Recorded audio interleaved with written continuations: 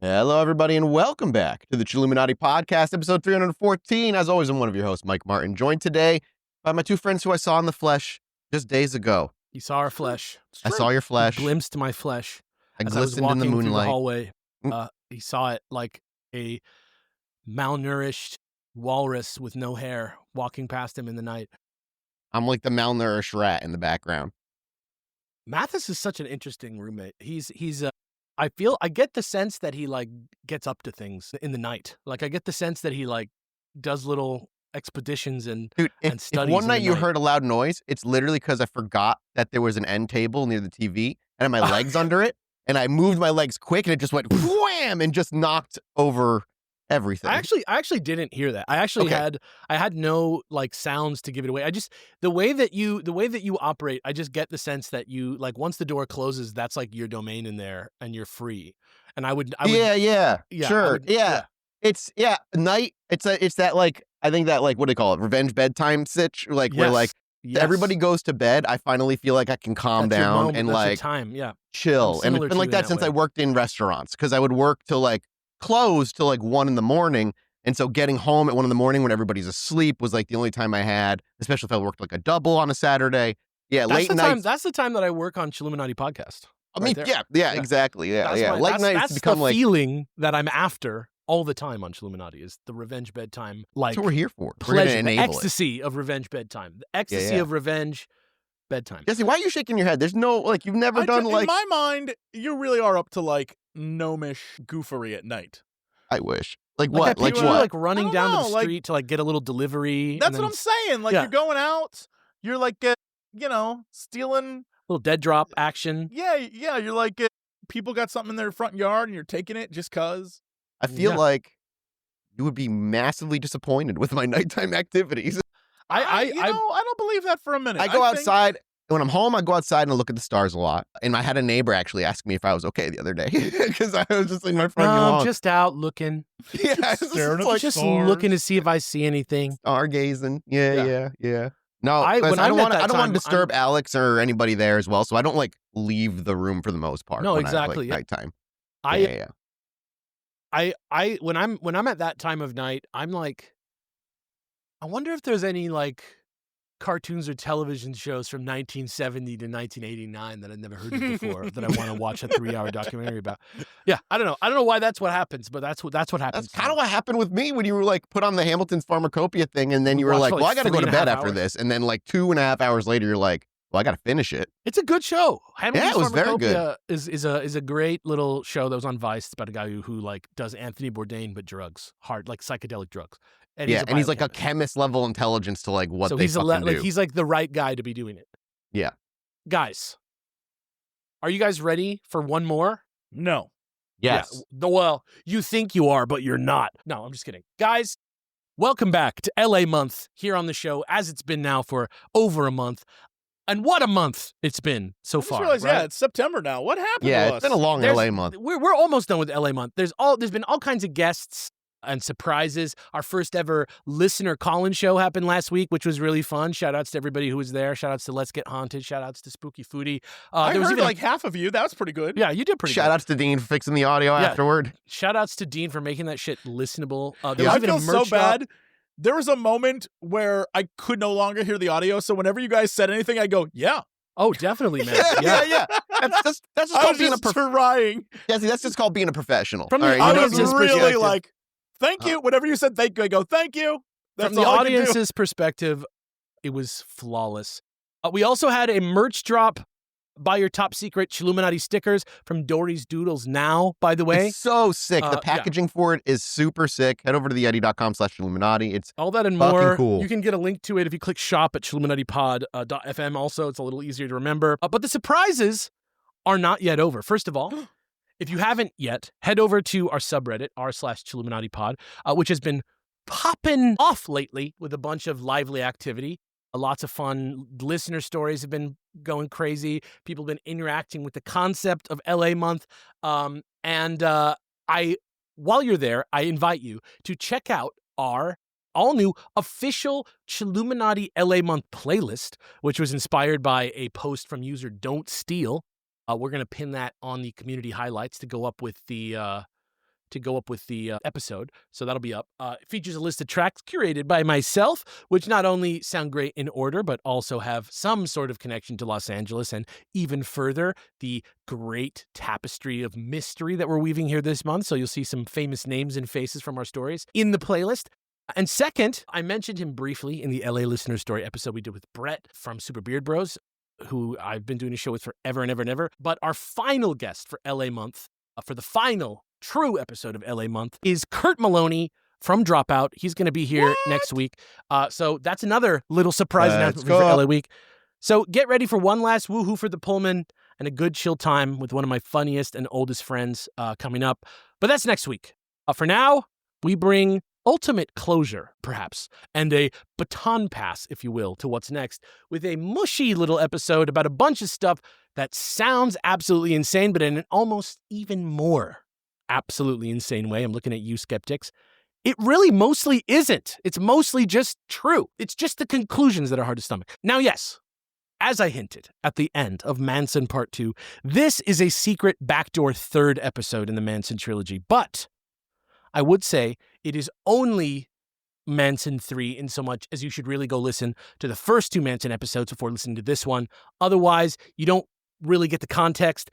But beyond that, the episodes don't have that much in common with each other, which is why this episode is actually called Hippies in the Canyon, and the Manson 3 part is only in the subtitle. Hippies in the Canyon, Manson 3, and more. Now, originally, this episode was titled Dark Laurel Canyon because Laurel Canyon was sort of the culture center of the free-spirited, progressive, love-oriented movement that in many ways encompasses both Manson and the people surrounding him in this story, both good and bad, dead and alive, as well as, in another way, everyone who's ever gotten judged by their loved ones or friends with Manson's actions as the justification. So anybody who's ever been like a cool long hair person and had to like deal with a conservative person telling them, you're not going to be like that Manson, that crazy hippie Manson, are you? This is for you. But the history goes back much, much farther than that. That's right. For thousands of years before Spanish ranchers arrived in the 18th century and absolutely shattered the vibes, Laurel Canyon was home to the Tongva tribe of California indigenous peoples. Like we could call like the conquistadors and all them just like vibe killers. Is that like vibe just shatterers? Let's call vibe shatterers. It's kind of like that's what they said back then too. Yeah, it's the home to the Tongva tribe of California indigenous peoples, which thanks largely to the year-round water, which was supplied by a spring-fed stream. And honestly, if I could change it back to the way things were then, I would. That's it. But like I said, a little over 120 years ago, the Spanish came, messed it up pretty bad with their sheep, livestock. They settled, messed up the land. And then after the American War, America really came and messed it up. Government took ownership of some of the land. They settled the area pretty hard because good water source means good money. And what was once a free and beautiful thing became a commodity, which really is the beginning of the end of basically anything if you think about it. Capitalism bad. Thank you so much to GhostBed for sponsoring today's episode. GhostBed has been basically my go-to pillow for the, how long have I been talking about these guys now? They've been working with us like over a year, and that GhostBed pillow is still the only pillow I use. It is always cool to the touch. I don't freaking sweat on it. It's just so damn nice. Listen, I just suggest you head over to ghostbed.com/chill and just check out what they have. GhostBed provides high quality and super comfortable award-winning mattresses crafted here in the United States and over there in Canada. And did you know that 60% of US adults report being too hot when they're trying to sleep? I'm one of them. You've heard me talk about how slithery, slimy, and sweaty I get. That's why they design all their products with cooling features so you stay comfortable and asleep all night long. Pair any of their mattresses with GhostBed's award-winning adjustable base and get the ultimate sleep experience. With GhostBed, you know you're getting a family-owned business and sleep experts with 20 plus years of experience, 60,000 plus 5-star reviews, patent cooling technology exclusive to GhostBed mattresses for comfort and support that you can't find anywhere else, and a 101 night at-home sleep trial on all mattresses and pillows. That comes with a 20 plus year warranty, which is 2 times the industry standard. Are you sold yet? You should go check it out. Free shipping and returns on mattresses, most products ship within 24 hours, and in-house customer support and sleep experts out in Plantation, Florida. Don't worry about the name of the city. 3 different types of mattresses, all designed to help you sleep deeper, longer, cooler, and more comfortably. The GhostBed Luxe, the coolest bed in the world, is the most popular and feature their signature ghost ice cooling technology with 7 layers of comfort and a balanced medium feel. And after an episode full of the unexplained, the last thing I want to do is be awake at 3 a.m. thinking about what the sound in the ceiling was or what weird aliens might be trying to kidnap me, not for the reasons I want them to. You know the reasons. And right now, Chilluminati listeners can take an extra 25% off on top of GhostBed's already reduced prices. Just go to ghostbed.com/chill and use code chill at checkout. That's ghostbed.com/chill, promo code chill. Upgrade your sleep with GhostBed, makers of the coolest beds in the world.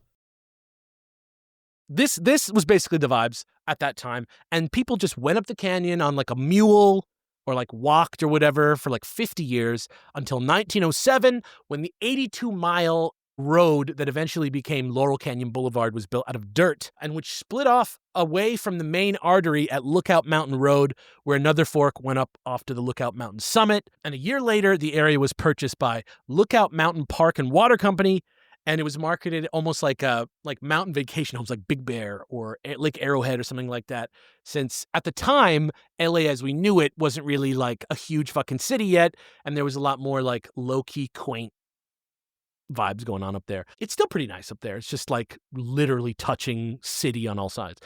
But by 1910, they had now built the famous Lookout Mountain Inn, and which burned down in like 1923, but it was there, and roads that linked everything to like newly developed areas. There was Bungalow Land, Wonderland Park, and a famous 16-passenger trackless trolley line. Think about that. First of all, Bungalow Land. Imagine living in a time when bungalows were so tight that you named some shit after it being in a bungalow, and you weren't like, this is worse than a house. There was also a 16-passenger trackless trolley line. It ran from Sunset Boulevard to the Tavern, which was at the top of Lookout Mountain Road.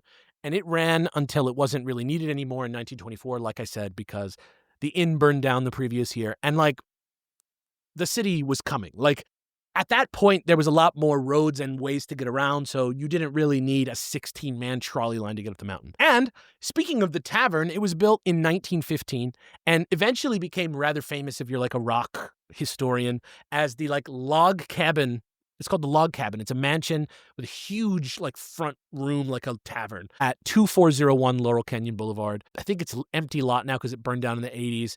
But originally, after it became the Tavern, Tom Mix, the silent film star, ended up living there for a while. And then it went on the market for many years. But in less than 60 years, it would become almost like the grand symbol of a new type of Laurel Canyon denizen, like the people who were in that log cabin. When in 1965, the same year that America started seeing their kids off to Vietnam, the first boots on Vietnamese soil, the wooded hillsides, the isolated geography, the rustic vibes, the light elitism, all of those things began to attract major figures of the rock and roll hippie counterculture scene in America, who quickly filed in, began to take root, claim the neighborhood as their own.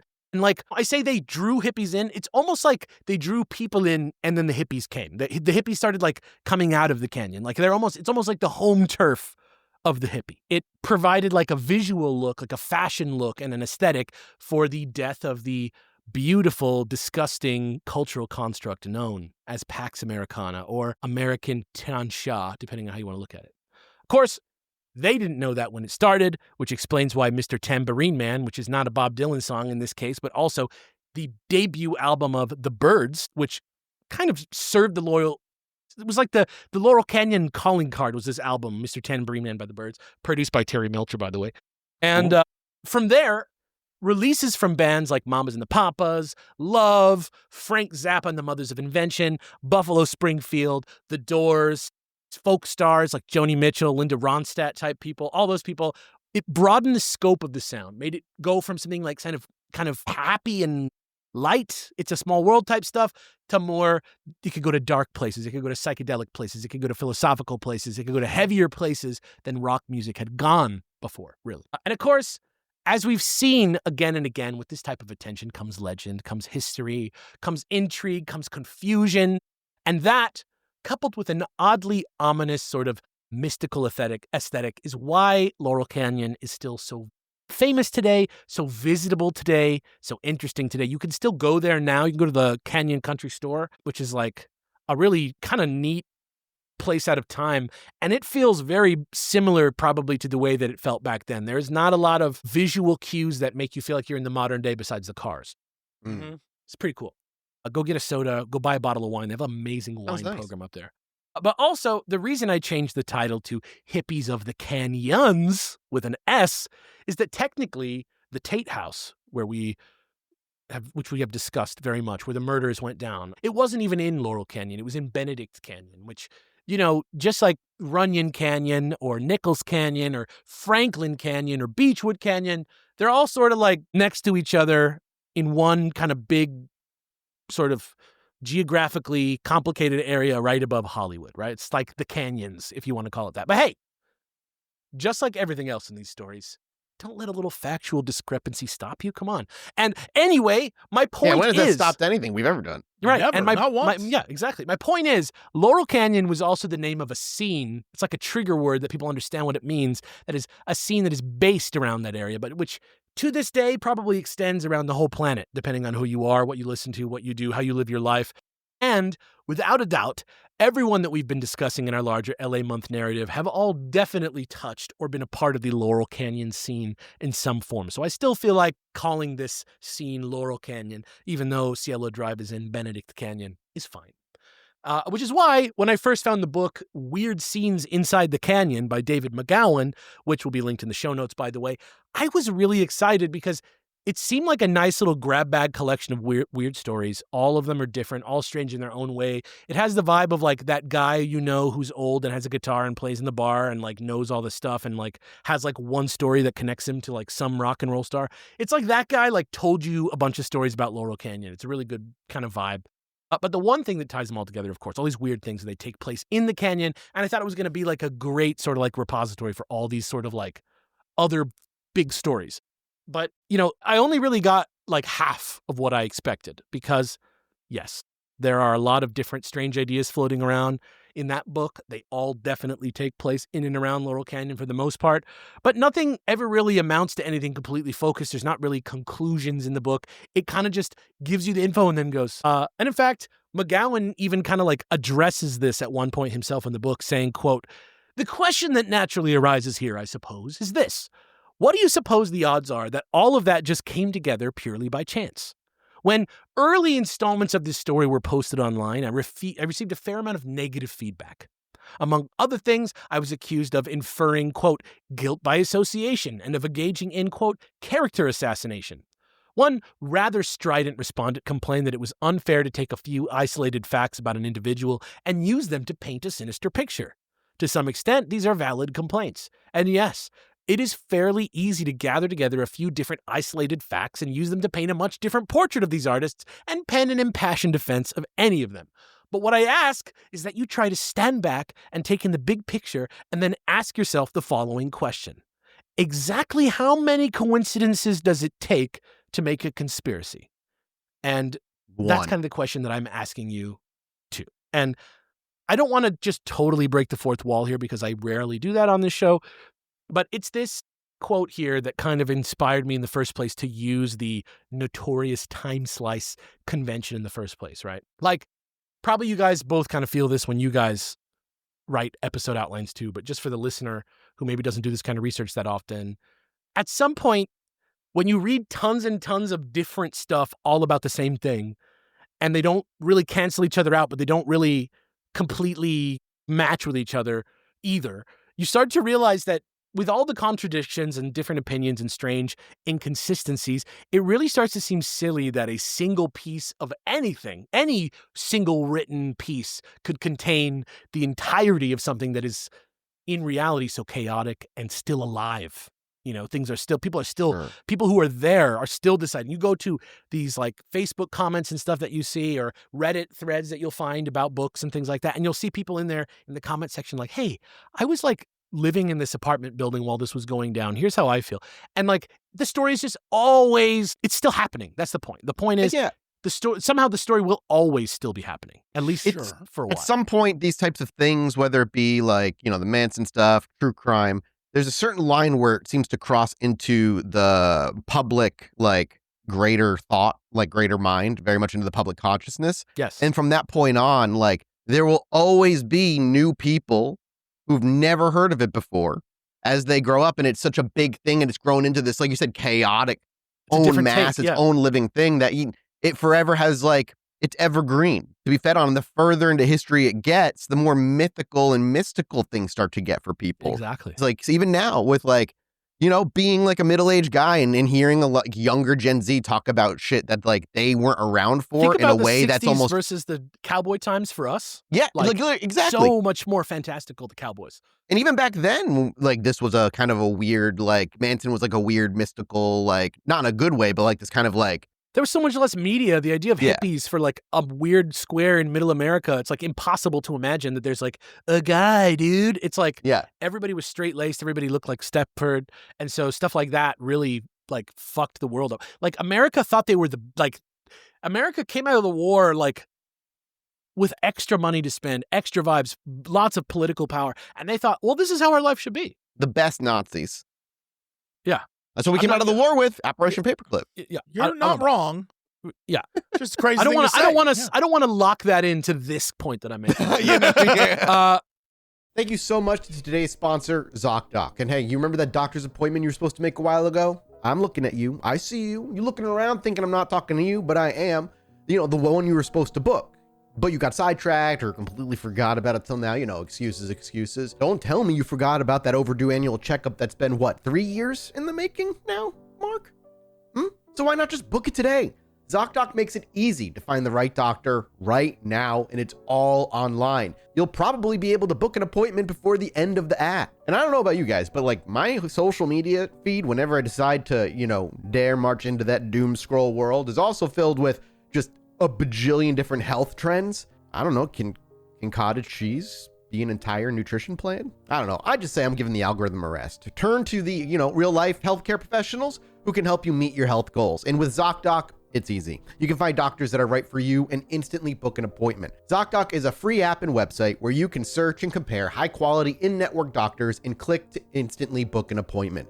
And with ZocDoc, you can book in-network appointments with more than 100,000 doctors across every specialty from mental health to dental health to primary care, urgent care, and more. You can even filter for doctors who take your insurance, are located nearby, are a good fit for any medical need you may have, and are highly rated by verified patients. I use ZocDoc. I think you should at least give it a shot. And appointments made through ZocDoc happen fast, typically within 24 to 72 hours of booking. More often than not, you can even get same-day appointments. So stop putting off those doctor's appointments, Mark, and go to ZocDoc.com/chill to find and instantly book a top-rated doctor today. That's ZocDoc.com/chill. ZocDoc.com/chill.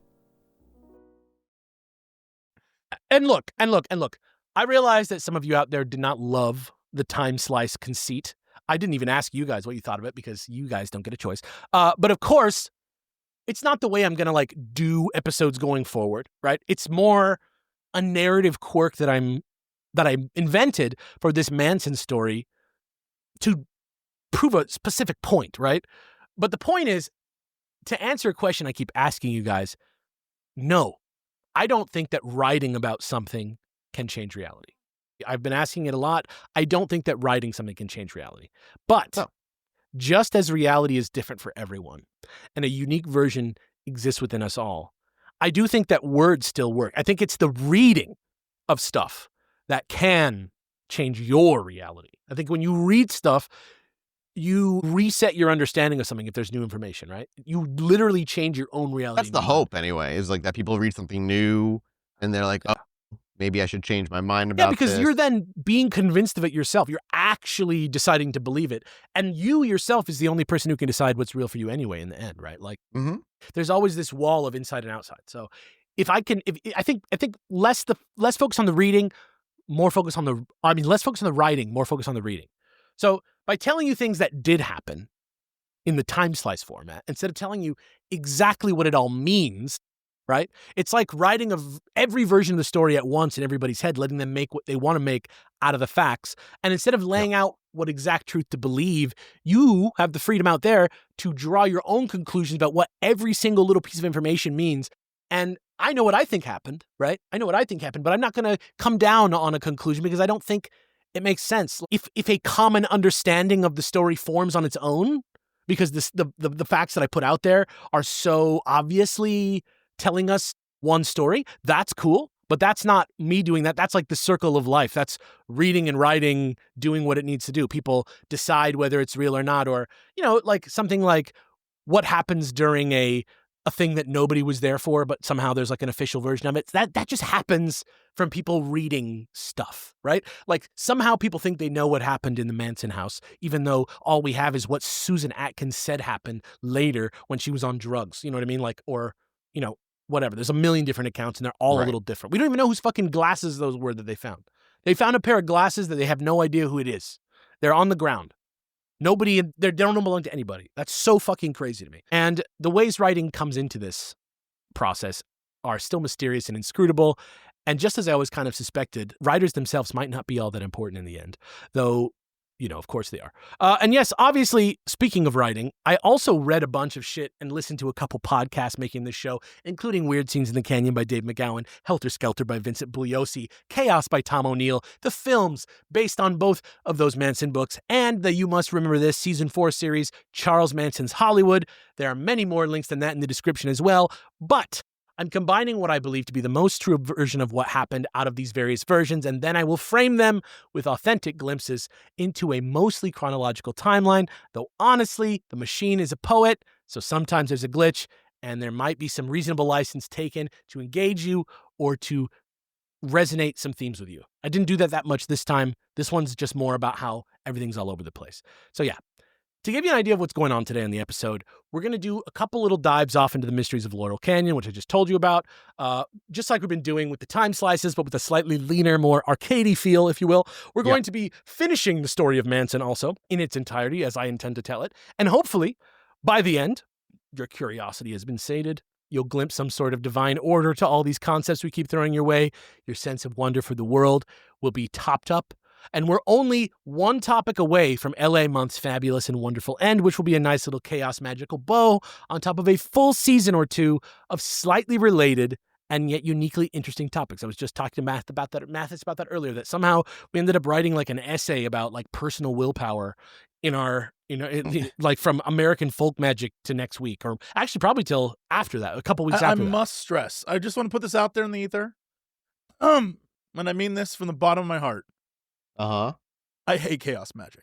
I hate the concept. I hate the idea. I hate that we spent so long on it.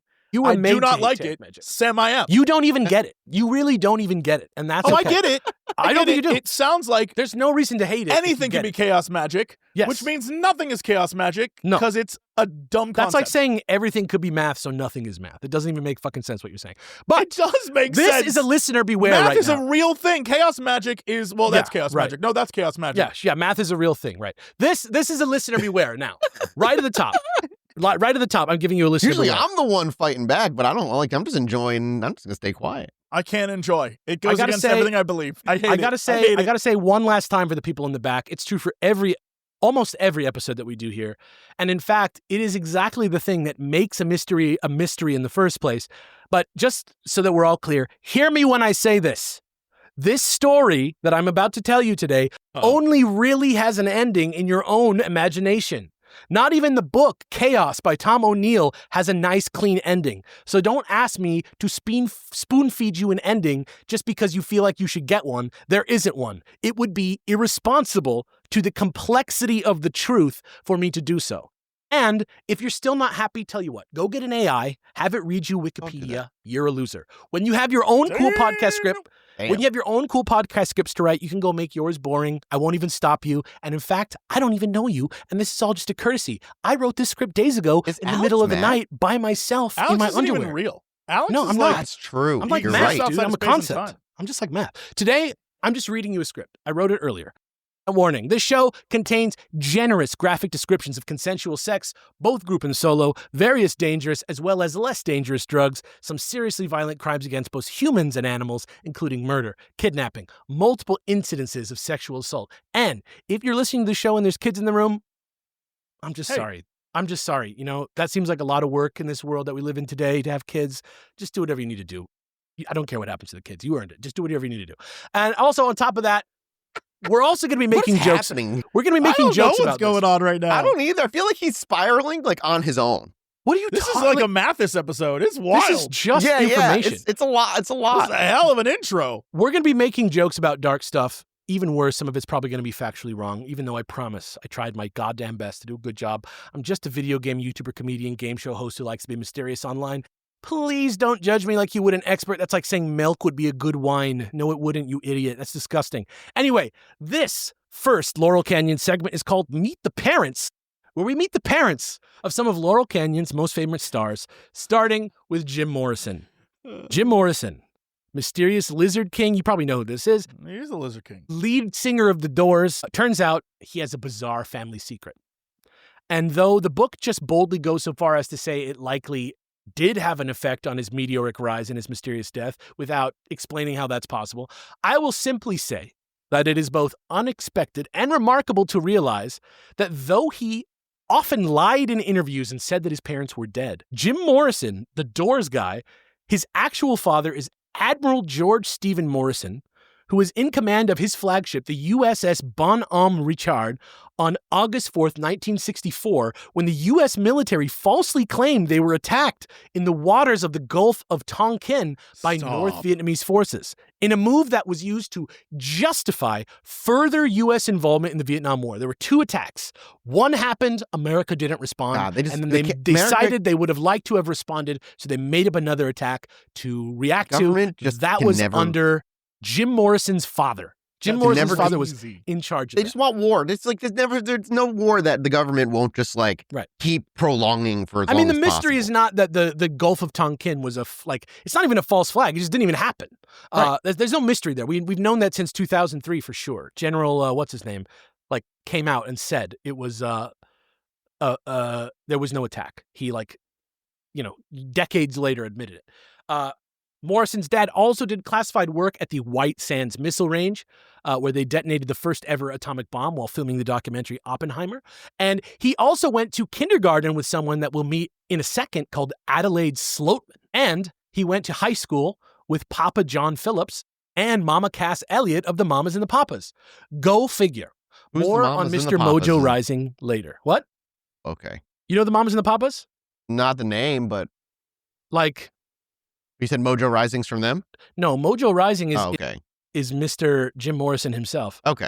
Mamas and the Papas is one of the most important folk rock groups of all time. They have what's the big songs? Okay.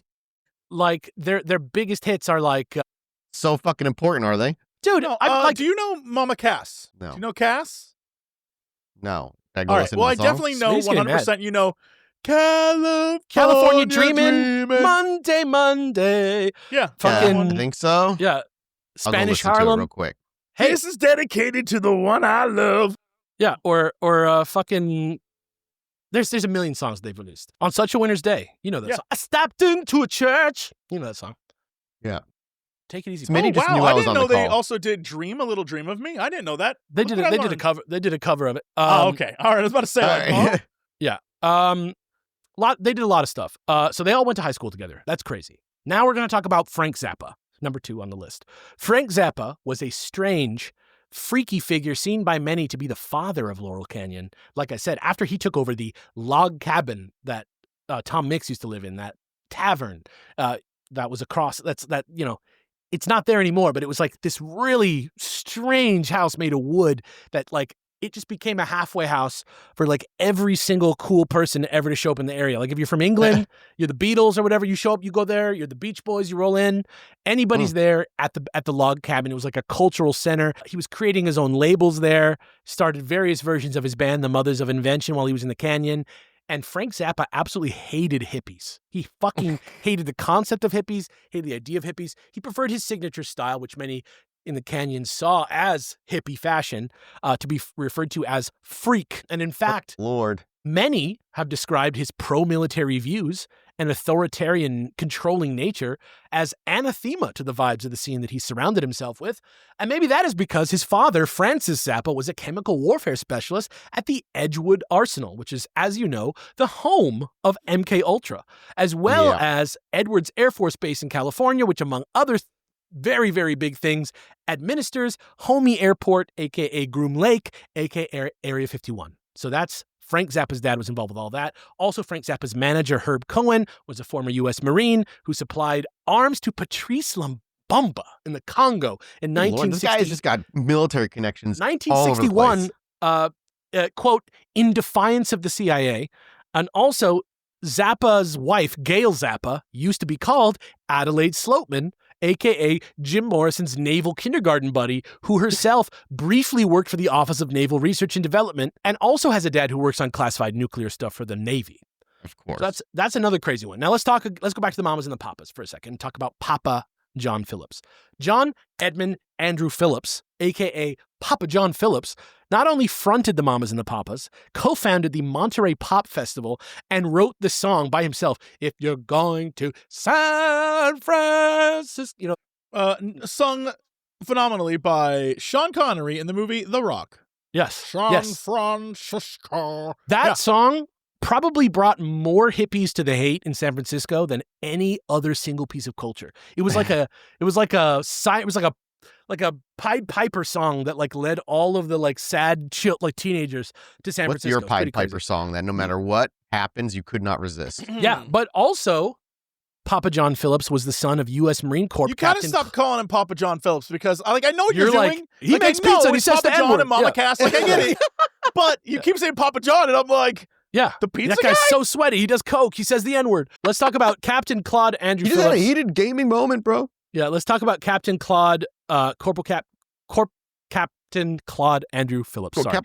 And his mother, Edna Gertrude, another lifelong government employee who claimed to be a psychic telekinetic. And after going to several top-tier military prep schools, we're talking about John Phillips, he eventually ended up at the U.S. Naval Academy in Annapolis, which is like the one. His wife, Susie Adams, worked at the Pentagon with his sister, Rosie. His wife was directly descended from John Adams, like President number 2 John Adams. And her father, James Adams Jr., carried out classified intelligence ops in Vienna, Austria. After the Naval Academy, John himself went off to Cuba during the Cuban Revolution as a, quote, concerned private citizen, supposedly, quote, fighting for Castro against the CIA. So that's John Phillips. Stephen Stills is the next person that we're going to talk to. Stephen Stills is wild because he's not only a founding member of both Buffalo Springfield and obviously Crosby, Stills, Nash, and I guess if you want to be serious, and Crosby, Stills, Nash, and Young. Yeah. But he's also the lead singer of Sex Bomb. Just kidding. Actually, he wrote songs like For What It's Worth. You know that song? There's something happening here. That song. He also wrote Love the One You're With. He also wrote the song Bluebird. Yeah, he wrote Bluebird, which according to the book is also the original code name for what, Mathis? Shit, it's been, I don't remember. MK Ultra. MK Ultra? Safe guess. Okay. I was going to say, it's probably, safe answer is always fucking MK Ultra. That's probably just a coincidence, but it's still worth mentioning. But what's not a coincidence, though, is that his father, Bill Stills, took his military family all over Central America after his service, with huge parts of Stephen's life being spent in places like El Salvador and Costa Rica and even the Panama Canal Zone, where though his father's military record is not easy to find, let's put it that way, it's pretty clear to anyone looking, including Dave McGowan, author of this book, that his dad was doing less than above board stuff to spread, quote, peace in those countries down there at any cost in a very peacemakery way, if you catch my meaning. Also, strangely, how many people? Strangely, Stills claims to have spent time running around in Vietnam for the USA. Now, as I just mentioned, our first boots on the ground at Da Nang was in 1965, right? So that's impossible because supposedly. We know that, there were already Americans in Vietnam. Don't get me wrong. We were just called advisors, right? But that would be weird if Stephen Stills was one of those. But we know that he was already touring and releasing music a year before troops landed at Da Nang. So unless he was there briefly in secret or in an advisory capacity, he wouldn't, I just can't see him doing that and then going and touring. How could he be in both of those things? I don't know. Clones. That's just a strange thing. And then finally, we're going to talk about in this segment, David Crosby, who just recently passed away.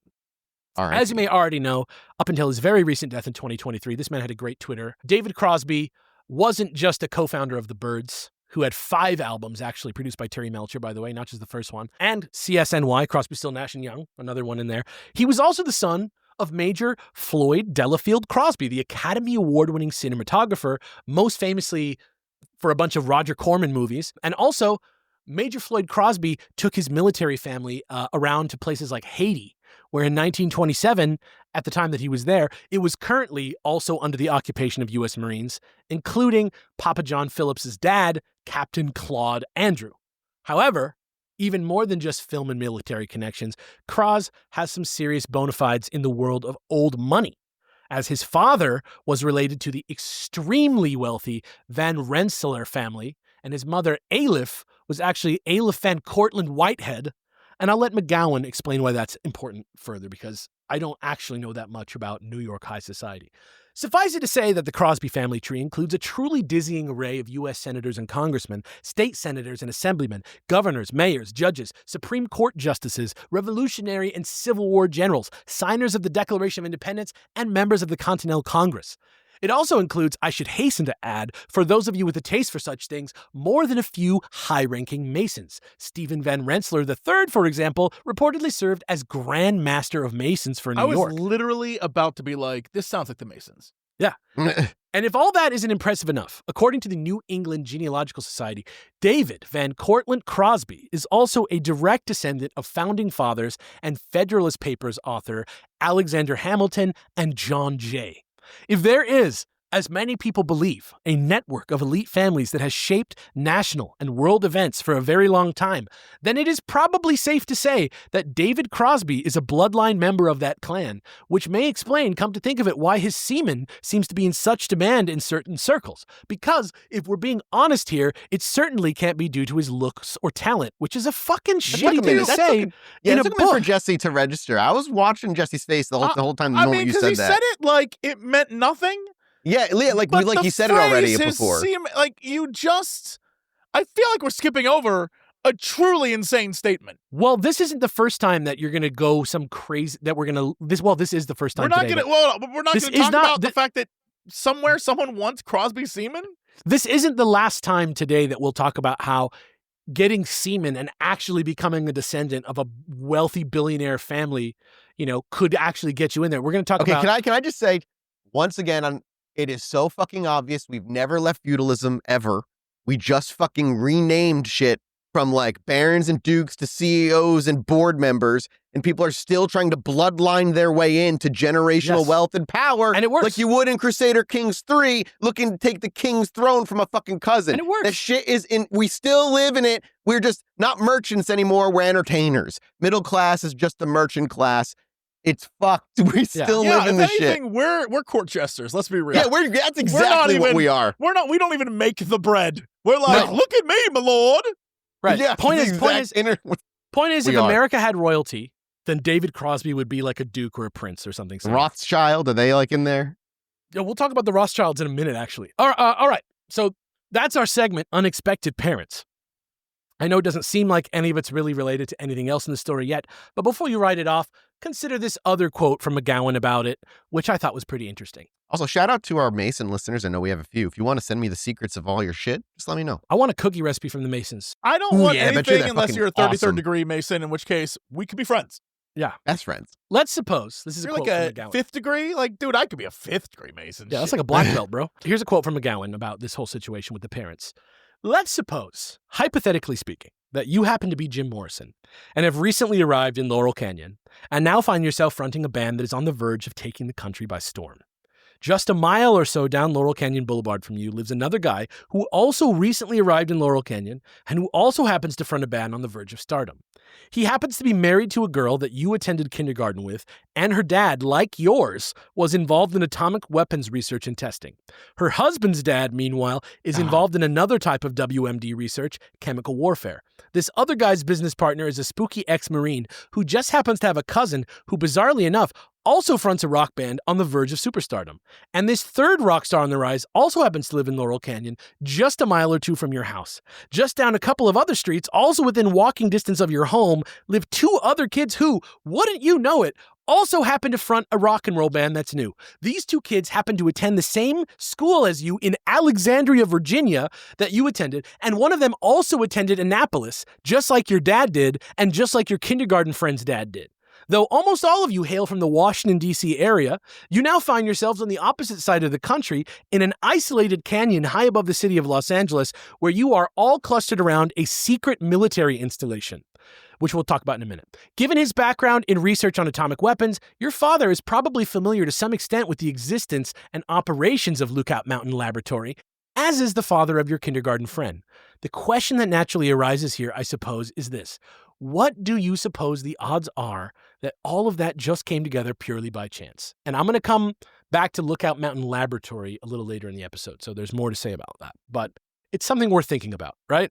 He doesn't say a conclusion, but there sure is a lot of stuff here to think about. Anyway, this next segment that we're about to do is indeed the beginning of Manson Part 3, but at this point we're so far in you won't barely find any Charles Manson himself in it at all. So to get things started and explain how that's even possible, here's a quote about it to kick us off from Tom Neal, the author of Chaos. When Manson died in November of 2017, the moment aroused little feeling in me. My investigation orbited around him, but he mattered hardly at all to me. At some point, as a cottage industry rose up around him and he became a true crime icon, he'd been made brittle, toothless. His image had become a repository for our fears. Everyone preferred the idea of him to the reality, and in death, he was more ideal than ever, the killer hippie from the 60s, a decade that feels further removed from the present than many that occurred before it. Yeah, so that's kind of the vibe with Manson. He's kind of besides the point now. Yeah. But now onto the time slices. We are once again... Which Manson hates. He hates not being the fucking center of attention. But he always does until he died. He's a patsy. He's just a patsy. Yeah, exactly. Now, according to this story. Yeah. Onto the time slices, where once again we are in 1999, viewing a slice, courtesy of the Chilluminati Biofilm Institute, by the way, of Chaos author Tom O'Neill interviewing Sharon Tate's photographer friend again, Shiro Katami. Iranian-born guy. He was there that day. You remember the day where Manson came by to the back house and he was walking out and Shirok saw him, and maybe Sharon saw Manson somehow at that point. We've talked about that before. But this time, in talking about that, there's something else that we haven't heard before. Shiro Katami tells O'Neill about his friend who is called Reeve Whitson, who called him 90 minutes before the maid showed up at the house, and told him that Sharon and her friends were all murdered. The maid, by the way, is the person who found the bodies. So he called before that. And there wasn't even anything on the radio yet when Shirok turned the radio on. His girlfriend was there. They were like, what are you talking about? And then they all got weirded out when like an hour and a half later, all the radios started talking about it. So how the fuck did Reeve Whitson find out about it? But Reeve Whitson was born in Chicago in 1931, but he grew up in Kendallville, Indiana, as the son of a family act dancer and acrobat, and went straight into theater, first as the lead actor in productions at Indiana University, and eventually moving to LA to be a company member at the Pasadena Playhouse. Nobody's exactly sure when that switched into a career spying and government operative gig type stuff. But more than one person O'Neill interviewed mentioned that a formative story in that saga may have been when Reeves' mentor, Pete Lewis, who got him involved in like secret ops tangentially in the first place through acting, was killed by somebody using the old poison dart and the umbrella trick. So his mentor was actually killed by that, yeah. In the 60s, he briefly married a woman from Sweden, moved to New York with her while working undercover as a journalist at a communist newspaper, traveling the world on classified missions and secretly meeting with Polish and Russian nationals. And he even had a daughter with this Swedish woman. But when the Cuban Missile Crisis went down in 1962, he sent them back to Sweden so they wouldn't get nuked. And eventually, he demanded that they get divorced under threat of legal action. And she didn't see him for 15 years until he came back to make things right about the Tate case in the early 80s, since apparently his mom and Sharon Tate's mom were super close. However, if he did anything to, quote, make it right, it's news to the general public, so who knows why he came back. Whitson, who is not mentioned once in Helter Skelter, appeared 4 times in testimony at trial, all from Hatami, so it didn't seem like Bugliosi really wanted to bring up Whitson either. Hatami, who wasn't even sure it was Manson that he saw that day, really, was threatened with deportation to Iran by Reeve Whitson himself when he said he didn't feel comfortable corroborating Altabelli's account of Manson coming by that day. We have a quote from Chaos about that. The defense suspected that Bugliosi and Whitson had indeed coerced Hatami's story. They called on Bugliosi to explain himself at the trial. Under oath, but out of the presence of the jury, Bugliosi tried to answer for the fact that he interviewed Hatami without a tape recorder or a stenographer. Who was in the room when Hatami talked? Just Reeve Whitson, myself, and Mr. Hatami, Bugliosi replied. The judge decided that Hatami couldn't testify to having seen Manson. The jury heard only that he was at the house when a man came to the door and that he sent that man to the guest house. But of course, Bugliosi had forgotten that he'd supplied Whitson's name under oath. Whitson wanted it that way. He served his purpose and then disappeared. Hatami said, like a piece in a chess game. So why was this guy wrangling witnesses for Bugliosi in the first place, though? Everybody O'Neill asks about Reeve Whitson says they were sure he was some kind of undercover government agent, but they weren't sure if it was the FBI or the CIA or what. They just knew that he was like spooky in some way. O'Neill interviewed special effects legend Richard Edlund, who said of his friend, who also knew and was friends with Sebring, Polanski, and the Beach Boys, even before the murders. That's Reeve Whitson. He was friends with all those people before the murders. His friend, Richard Edlund, said, quote, Reeve was among those, if not the one, who broke the Tate case. He operated in the CIA. I believe he was on their payroll. Reeve was the guy who, because of his background, he still wouldn't turn the inside light of his car out. So when he opened his door, the light wouldn't go on because he had it that you never know who's looking. He used his thumbnail to tear the top right-hand corner of every piece of paper he handled to mark it. Can't shake old ways, he used to say. O'Neill interviews former NBA player Bill Sharman, who was also the GM of the Lakers for a little bit, along with his wife Joyce. They knew Whitson from 1980 till he died in 1994. They said he had a photographic memory and that he actually told them he was working as part of the investigation for the CIA, and that the secret things he would tell them always sounded so impossible until they turned out to be true later in the news or whatever, right? I wonder what they have to say about Chaos, the documentary. I would be interested to know. O'Neill then interviews former MGM head Frank Rosenfeld, who'd been friends with Whitson since 1975 and called him, quote, the strangest guy in the world. And then I have a kind of condensed quote from Rosenfeld from the book where he says, he didn't lie. He did not put himself in a position where he told you something and you could disprove it. He had some intel connection, no doubt about it. He would call me for hours. I always wondered, who the hell's paying the bills? And always from a phone booth on the street. Reeve knew a lot about the Manson situation. He indicated that if they had listened to him, that a lot of people may have not been killed. He was heavily involved. I think he meant whoever was looking into it should have listened. The federal people, law enforcement people, he implied he gave them a lot of suggestions. He was involved and they didn't listen to him. He was bitter about it. Thank you so much to HeroForge for sponsoring today's episode. And if I sound sultry and sexy about it, I am. And I don't know why. Head over to HeroForge.com right now. And if you play tabletop minis or a mini collector or any of that kind of thing, this is the website you want to go to. As somebody who's been playing tabletop RPGs now for fucking, oh my God, 20-something years, I just have a huge collection of minis. And one of the most problematic things back in the day when I was collecting minis was finding the right minis, the exact minis to represent a particular character or an NPC if you were telling the story. It was very difficult to find the right thing. You kind of just settled for close enough and went with it. But baby, we live in the future.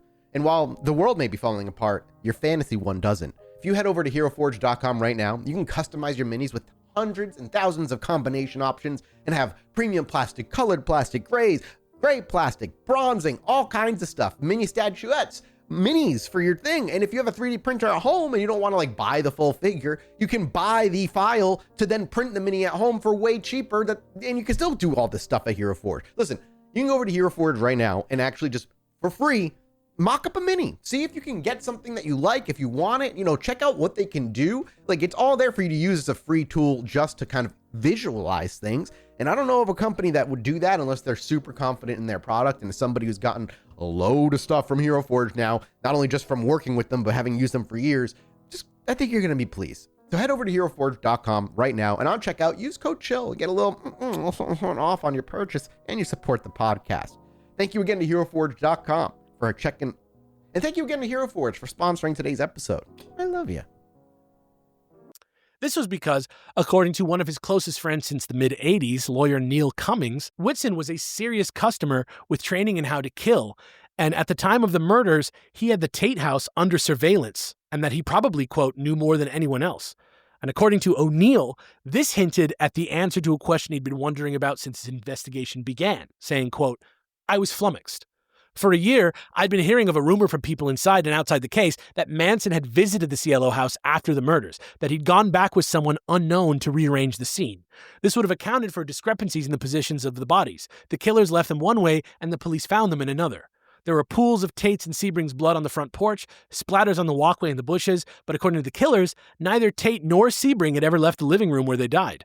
The coroner described blood smears on Tate's body as if she'd been dragged. Again, never mentioned by the killers. Those in the area, including a private security officer, had heard gunshots and arguing hours after the killers said they left. And Manson himself had claimed on a few occasions that he'd gone back to the house with an unnamed individual to, quote, see what my children did. And O'Neill actually interviewed Whitson's cousin Linda Ruby to see if she could corroborate that notion, and here's what he got. Quote, in August 1969, Ruby told me Whitson was living with his parents in L.A. On the day the bodies were discovered at the Tate house, she said, he went missing. His father, her uncle Buddy, had told her this story. The morning after the murders, around the same time Whitson would have placed his call to Hatami, Buddy woke up and discovered that Reeve hadn't come home at night. When news of the murders flashed on the radio, Buddy got nervous. He knew that Reeve had planned to visit the Cielo house the night before, and early reports said that one of the bodies there had yet to be identified. Fearing that his son had been murdered, Buddy Whitson called the cops, who sprang into action. The police set up a nerve center at their house, Ruby said. They remained there, manning the telephones until Reeve finally returned home late that night, at which point the police eagerly debriefed him. Pretty fucking weird. While reading an extremely rare unpublished manuscript from 1974 and 1975 called 5 Down on Cielo Drive, which was co-written by the leader of the LAPD investigation, Lieutenant Robert Helder, Sharon Tate's father, Colonel Paul Tate, and an unofficially involved FBI agent helper person called Frenchie La Jeunesse, who assisted the LAPD, O'Neill found reference to a mysterious other person called Walter Kern, who, according to the book, was a police groupie who got a pass for being almost completely anonymous and having no known background simply because he always had money to spend and was so well connected and useful to both Paul Tate and the official police investigation. So he was welcome at the huge famous parties that Mama Cass had at her house. He was cozy with rock stars and the producers. And apparently, question really quick? Yeah. Do you mean, this is one of those things like Pirate Ghost, do you mean he was a police officer who was a groupie? Or a groupie who acted like a police officer? Walter Kern, according to this book, was a guy who showed up to help the police out of nowhere. He was like into the police. He's kind of like Sherlock Holmes. Yes. Okay. Yes, sort of. It's like yeah. Sherlock shows up and the police are like, this guy. Yeah, in his relationship to the police, yeah. He was cozy with rock stars, and he was even there in the shadows. Apparently, Walter Kern was there that day at Paramount Studios when Roman Polanski was talking to that guy Vitold about stuff before he agreed to speak to the police. You remember that? So, yes.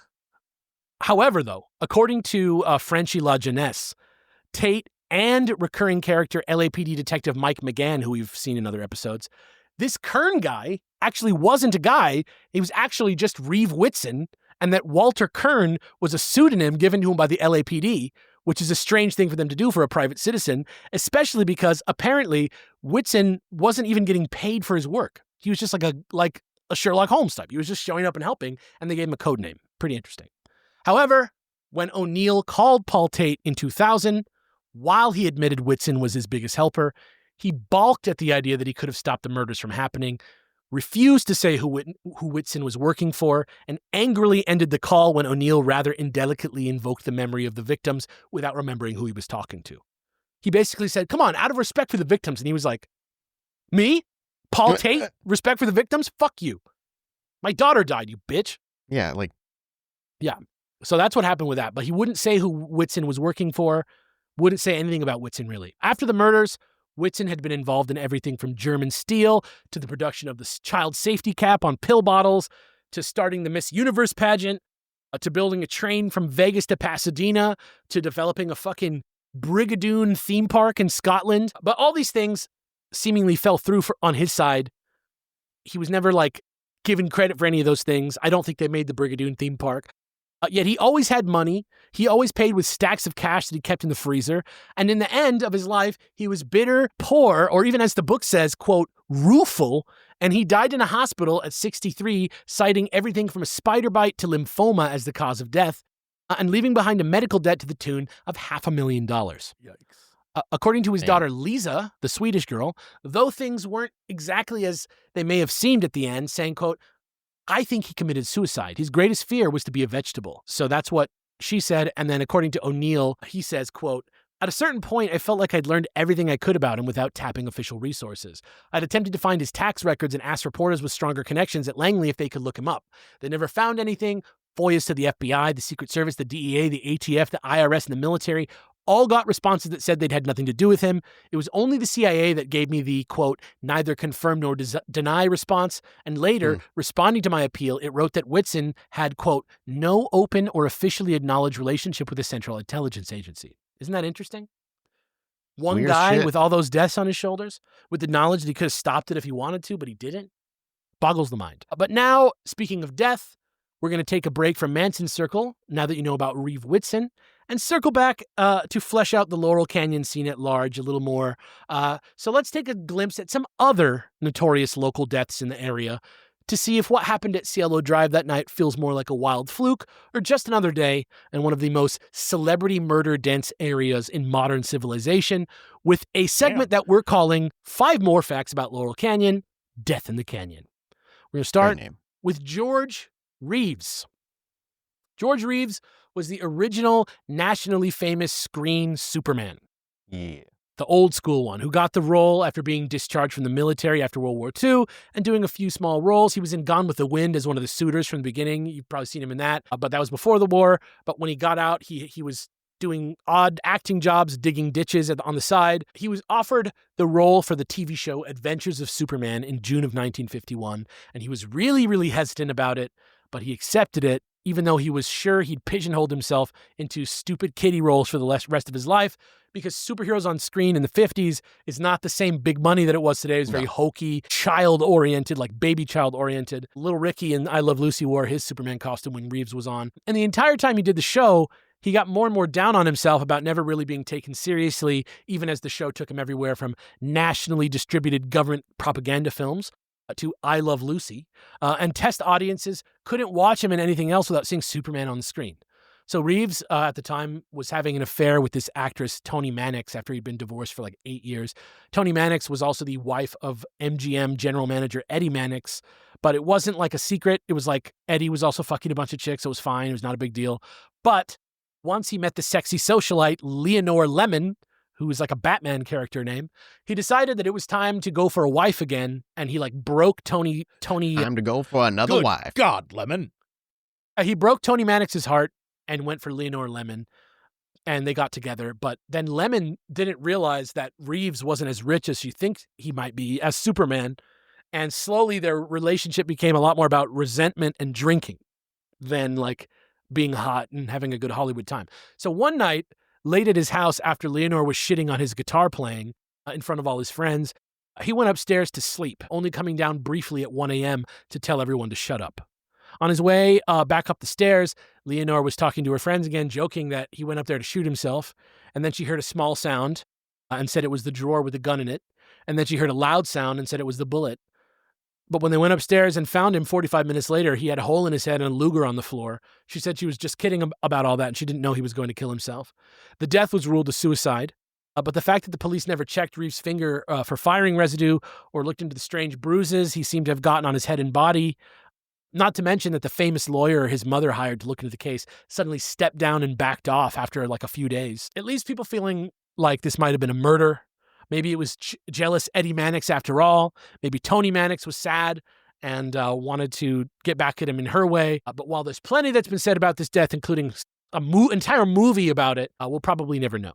Shout out Hollywoodland. So that's George Reeves. That's the first guy. First Laurel Canyon death. Next one is going to be Ramon Novarro. Ramon Novarro was born Jose Ramon Gil Samaniegos. He was a movie star in the 1920s. He was the first classic, like, Mexican heartthrob movie star in Hollywood, where him being Mexican was a part of his vibe and not just like playing a bunch of Italian and like Arabic guys for some reason, like Rudy Valentino. But he was actually brought in to like be the Rudy Valentino of MGM. And then when Rudy Valentino died, he was like going to be the new Rudy Valentino.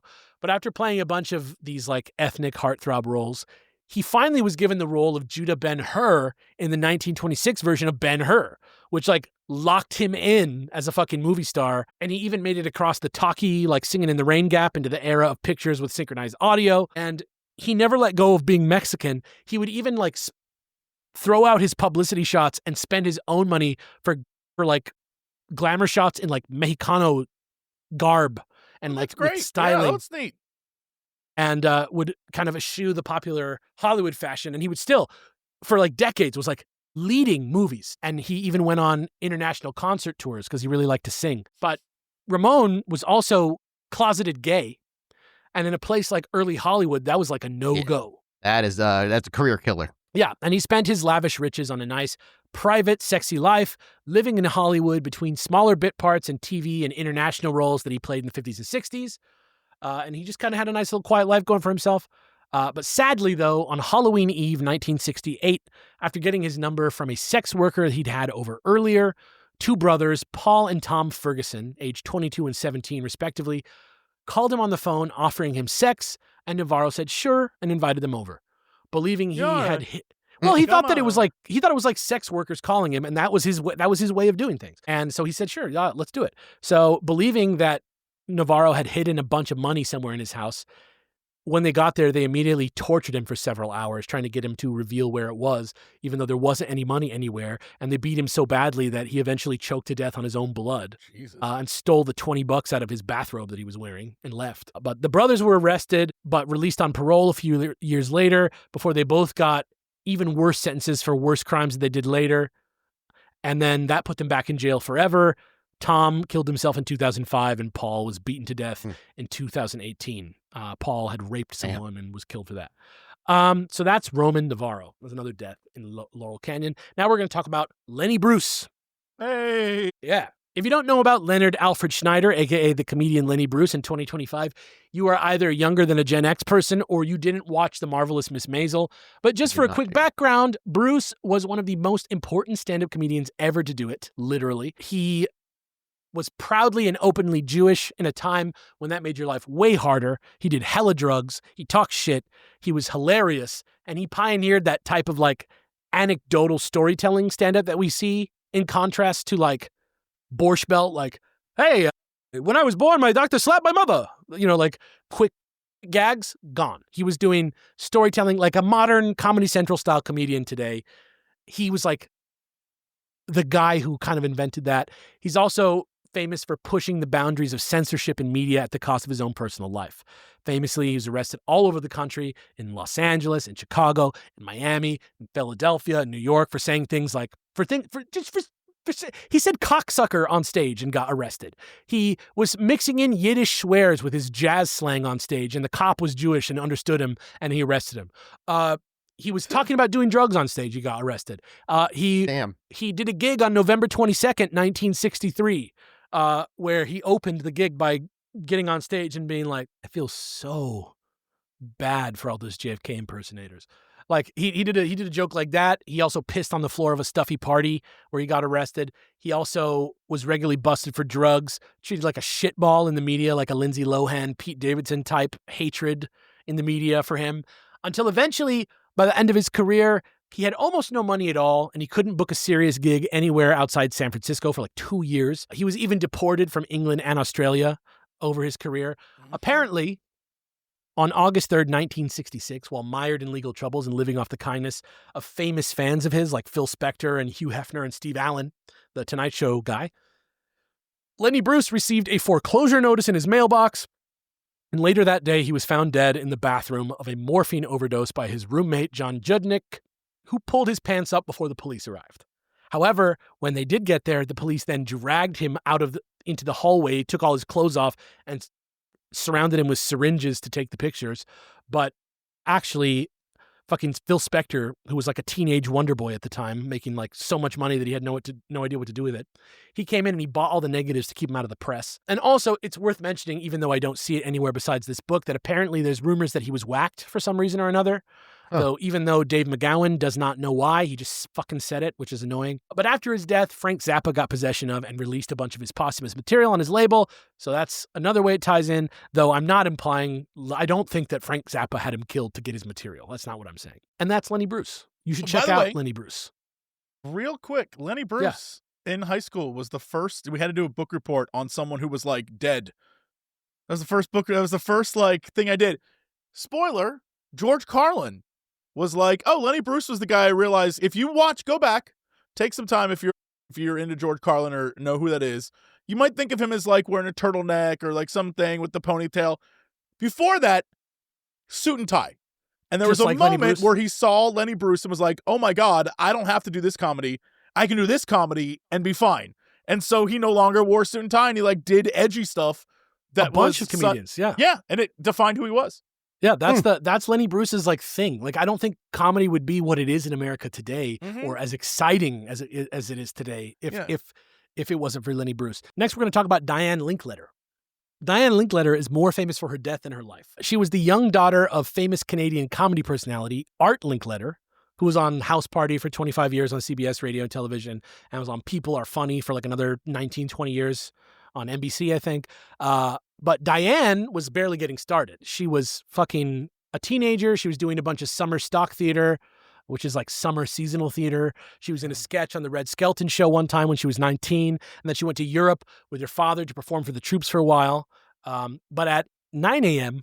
on October 4th, 1969, just a little bit after the Tate LaBianca murders and 2 weeks before her 21st birthday, at her apartment in Shoreham Towers, which are still standing on the just north of the Strip, just south of the Canyon, kind of behind the Comedy Store, if you know where that is, she threw herself from her 6th floor balcony and landed still alive on the sidewalk before silently succumbing to her injuries on the way to the hospital. And according to her father and like urban legends for decades, she was the one who you've probably heard about who jumped off the balcony because she was high on LSD and thought that she could fly. And the reason that we think that story exists is because the director/car salesman, Edward Durston, who was there with her that night and was the last person to see her alive, said that's what happened. Said she dropped acid and they talked all through the night till morning before she jumped. However, no drugs were found in her system during the autopsy. And while Durston was taken in and given a polygraph and released, no foul play was suspected. 16 years later in 1985, Durston was also the last person to see his vacation companion, the famous Johnny Carson sketch actress Carol Wayne, alive while on a vacation with her in Mexico. He said that they had an argument, and when she didn't come back to the hotel, he went back to LA without her, which is fucking crazy. But just a short while later, she was found drowned in a shallow bay in water that was less than 1 foot deep with no drugs or alcohol in her system, which is a pretty wild coincidence for Mr. Durston. So who knows what happened there? Art Linkletter was like, she had an acid flashback and jumped off a balcony because she thought she could fly. I feel like maybe this guy Durston got away with something. Yeah, I was about to say, like, that is, if I was a cop, that's the first thing I would look into. Yeah. So that's Diane Linkletter. Now, finally for this segment, we're going to talk about the Wonderland murders, which you probably heard of. There's like 2 movies about them. On June 29th, 1981, 4 drug addict, drug dealer type guys, the kind that shit where they eat and do drugs and sell drugs, and usually turn to thieving and violence, broke into the home of LA nightclub owner and organized crime figure Eddie Nash. You probably heard of Eddie Nash if you're an LA history buff. They robbed him and they shot one of his bodyguards, injuring him very badly. And that same day, the porn star John Holmes had been in and out of Nash's house, leaving the door unlocked, and one time possibly was even spotted wearing some of Nash's jewelry by one of Nash's bodyguards. So the next day, we don't know exactly what happened, but the next day, Liberace's partner Scott Thorson was at the house because he was buying some drugs from Eddie Nash, and he walked by a room, and he said he saw John Holmes in there tied to a chair, getting the shit beat out of him like in an old James Bond-style interrogation. And then the next morning, on July 1st, an unknown number of dudes carrying pipes and hammers entered the condo at 8763 Wonderland Ave, where the thieves supposedly lived, and beat the shit out of Ron Lanius, the ringleader, his second-in-command, Billy DeVerrell, Billy's girlfriend, Joy Miller, who was also one of the targets, and Barbara Richardson, who wasn't even involved in the crimes, but happened to be at the house because she was dating David Lind, who was involved in the crimes and wasn't there at the time. And also, Tracy McCourt dodged a bullet because apparently they had another house somewhere that they were staying at that night, so they didn't get killed either. Ron Lanius' wife, Susan, was also on the premises and had the shit beat out of her, but somehow she fucking lived and eventually recovered, though she wasn't ever the same. She lived a long, full life, though. Nobody called the police for over 12 hours after this went down because loud yelling and banging sounds were common coming from this apartment because they were always throwing crazy drug parties and just like debauchery. And if you have ever been on this street, Wonderland Avenue or whatever it is, you'll see this apartment there. If you're like a murder junkie, you'll see it. It's so small. Everybody had to hear this. Like it couldn't have been muffled very much. And it wasn't until some movers in the apartment next door heard Susan moaning that anyone thought to even try and get help. There was just like bodies in there, and Susan was in there like just dying of her wounds. But she got out. She lived. There was about $1 million worth of coke and stolen goods in the apartment when the police got there. And apparently, after finding John Holmes's bloody handprint at the house, they arrested him, the porn star, as a suspect. Though at trial, he was found not to have participated, but only led the killers there and stood by as they did their business. He served 110 days in jail, and the house is rumored to be haunted to this day. All right. And that is Death in the Canyon. I hope that it's painting a pretty well-rounded. I hope it's painting a pretty well-rounded picture of the scene at large. And maybe while you were listening, your paranoia bell started to go off. I'm not sure. But let's put that aside now, because at this moment, we have a slightly bigger, possibly even crazier fish to fry. And one last time, we're going to check back in with Tom O'Neill and his search for the truth behind Manson, because amazingly, you still ain't seen nothing yet. Okay. So next, baby.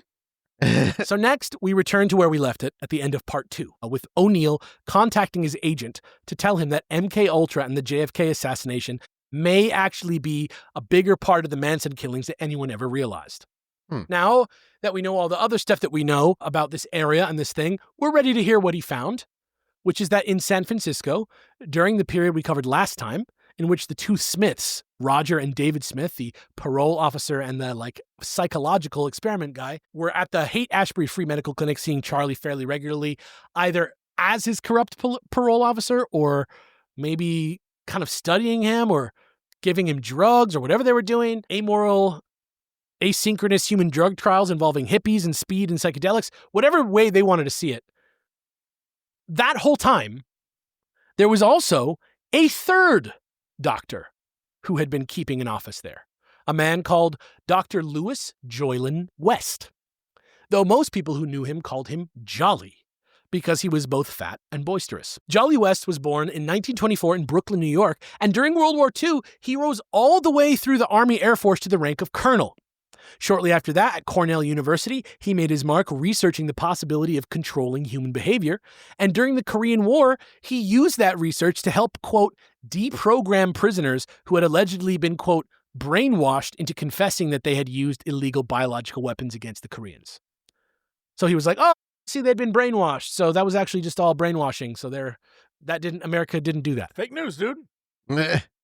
Then, though on one hand, through the 50s and into the early 60s, we know that this guy, Jolly, marched with people he marched with Dr. King and Charlton Heston for black rights, which is cool. We also know that he was heavily rumored to be working on military bases in Texas and Oklahoma, researching the effects of LSD and hypnosis on subjects who weren't aware they were being experimented on.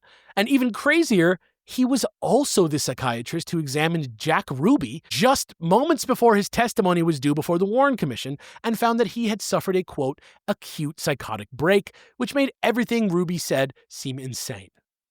In 1965, he wrote a paper about how hypnosis could cause people to, quote, violate their moral codes in service of the crazy people who mind control their followers to commit crimes with no memory of what occurred, even moments afterwards, which included a case study of a, quote, hypno-programmed man killing 2 people in Denmark, as well as, stop it. Hypno-programmed dog. Which included a case study of, quote, stop it. Go. No barking. You be good. You be sorry. Yeah, that's right. Which included a case study of, quote, hypno-programmed man killing 2 people in Denmark, as well as several similar accounts on U.S. military bases, which occurred during official experiments that were still too high clearance for him to share specific details in the report, but which he heavily implied to be either involved with or having special knowledge of. Just after this, 1966, he accepted a position at the Free Clinic, after being invited by David Smith himself to help him recruit LSD research subjects. And in 1967, he'd written a chapter in a psychiatry textbook called Hallucinogens, where he'd both praised LSD's mind control potential and warned of the potential for violent cults to spring up in the American counterculture based around its repeated use and populated by kids with, quote, a pathological desire to withdraw from reality who crave shared forbidden activity in a group setting to provide a sense of belonging. In the 70s, He was also repeatedly linked to MK Ultra and the CIA mind control program we've covered on the show extensively, and which I hopefully don't have to get super into today, thanks to it kind of finding its way back into the conversation over the years, thanks to rediscovered but initially forgotten paper records that escaped destruction during the document purge that happened in the wake of MK Ultra's discovery by the public in 1973, not to mention the 4 entire episodes of this very show that Mathis has already spent on it. So if you really want to know more about it, go listen to those.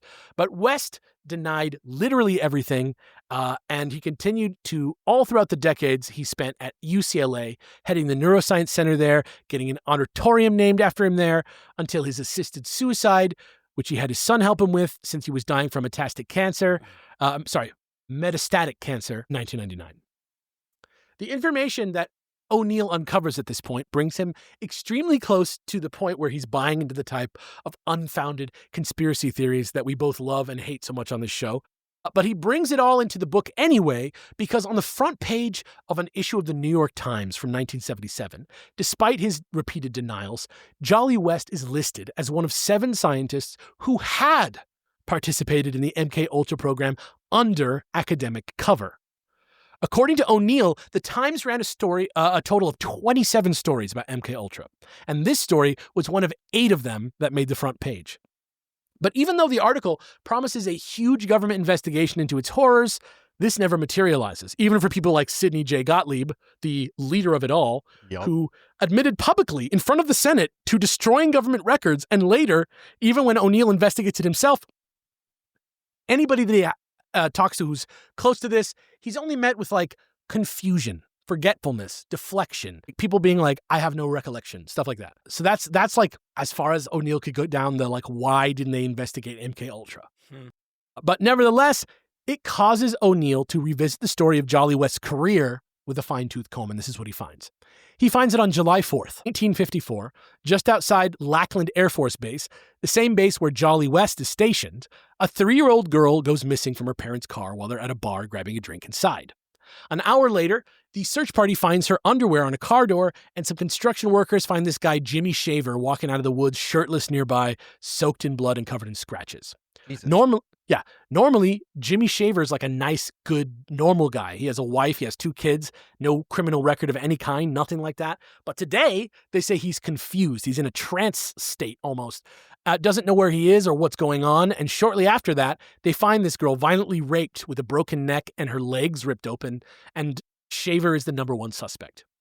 The next day, when his wife comes in, he does not recognize his own wife and can only remember vague images of a blonde man with tattoos who may have been involved. He has no memory of the event, but signs a statement taking full responsibility anyway, because it has to be him in his mind, right? Mm-hmm. However, 2 months later, in comes Jolly West, who's going to evaluate Jimmy Shaver and see if he was sane at the time of his murder. After taking him around to the scene again and injecting him with several doses of sodium pentothal, Shaver suddenly has the realization... True serum? Yes. Stop. In fact, Jolly West is one of the guys who stooped for its use. Shaver suddenly realizes that seeing the girl brought back memories of his cousin Beth Rainboat, who sexually abused him as a child, and that God had whispered in his ear that he should go kill her. Even though this account was supposed to help the defense establish a claim of temporary insanity, all it actually did was get Jimmy Shaver sentenced to death and executed by the electric chair in 1958. Even though he appealed, was found to have been given an unfair trial, and tried again, maintaining his innocence the entire time. When O'Neill looked into it, he found that Shaver had been treated regularly for excruciating migraines at the same base hospital where West regularly treated airmen for neurological disorders, and that Shaver had been recommended for an experimental 2-year program there by an anonymous doctor. Not that it's necessarily connected, of course, but later, when O'Neill checks the hospital records to see if West had actually ever previously treated Shaver, he was unable to definitively tell, because even though all the other records for 1954 were still fully maintained at the hospital, just one file was missing, and that file was for SA to ST, the only file missing in the entire records. Next, he finds West in front of a crowd at the Lincoln Park Zoo in Oklahoma City in 1962, where in an attempt to induce a sort of rutting madness found in male pachyderms, he injects Tusco, the 7,000-pound elephant, with he injects him with 2,800 milligrams of acid. And this after 5 minutes, after 5 minutes, this elephant, quote, trumpeted, collapsed, fell heavily onto his right side, defecated, and went into status epilepticus, which is a respiratory seizure, which killed the elephant. Yeah, and apparently, absolutely tragic story. Yeah, insane. Apparently, though, according to Roger Smith, the parole guy, this story was seen at the time as more of a funny story than a sad story because people did not give a shit about animal rights at this time. And Jolly West apparently loved telling this story over and over again. According to his successor at the University of Oklahoma, where West worked for a while, Dr. Deckert, not everyone thought it was so hilarious. Here's a quote from Dr. Deckert. When the elephant died, the department was worried. How in the world are we going to pay for that? All Jolly would say to anybody was that he would find a way to pay for it. I learned then, when I became chair, that the source was payment from the CIA. So that's insane. Just the amount seems not even like scientifically viable. Like, why? Right. No, it's just absurd. It was just an absurd, like, whatever science, else to see what it does. Mad science level shit, yeah. Literally. The very next year, on November 22nd, 1963, as I have gone through now in several episodes, I'd say several times I've gone through this now, JFK was shot and killed, most likely by Lee Harvey Oswald, in Dallas, Texas. We know this. Yep. 2 days later, on his way from under the police station to an armored car, Lee Harvey Oswald is then shot dead by nightclub owner Jack Ruby, who emerges from the crowd out of nowhere. And according to his own account of the moments immediately following the shooting, he has no idea what he's doing there or why every police officer in Texas was currently dogpiling on top of him. And according to his own attorneys, this was because he'd experienced a, quote, fugue state with subsequent amnesia or a blank spot in his memory. And by the way, one of his lawyers was Melvin Belli, who was the guy who was on the phone with the Zodiac. So full circle. Apparently, Jolly West tried to get himself involved the moment the assassination hit the papers. Like, faster than it makes sense for a doctor to reach out and try and get involved in a crime. Even going so far as to approach Judge Joe B. Brown, who'd impaneled Jack Ruby's grand jury, and asked if he could be appointed to the case as an expert. He was like, get me in there, coach. No real official motive was ever given, but according to some documents that West himself submitted, he'd been, quote, asked by, quote, someone to go and try and get the judge to appoint him to the case, quote, a few days after the assassination. That's all. The judge said no. And if you just think about that sentence structure for a minute, it's pretty weird. It is, yeah. What? Yeah. A few days after the assassination is what his orders said. It said, somebody told me to go get the judge to appoint me to the case a few days after the assassination. The sentence almost presupposes the assassination. It's pretty weird.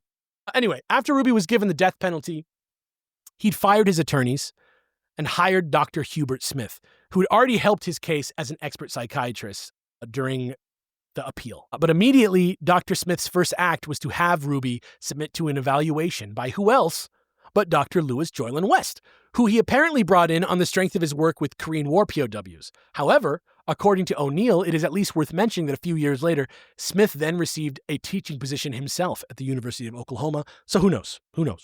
West eventually carries out his private evaluation of Jack Ruby on April 26, 1964. And that evening, West comes out of the jail saying that sometime in the last 48 hours, Ruby has gone, quote, positively insane, and that it was probably for good. Here's a quote about it from the book.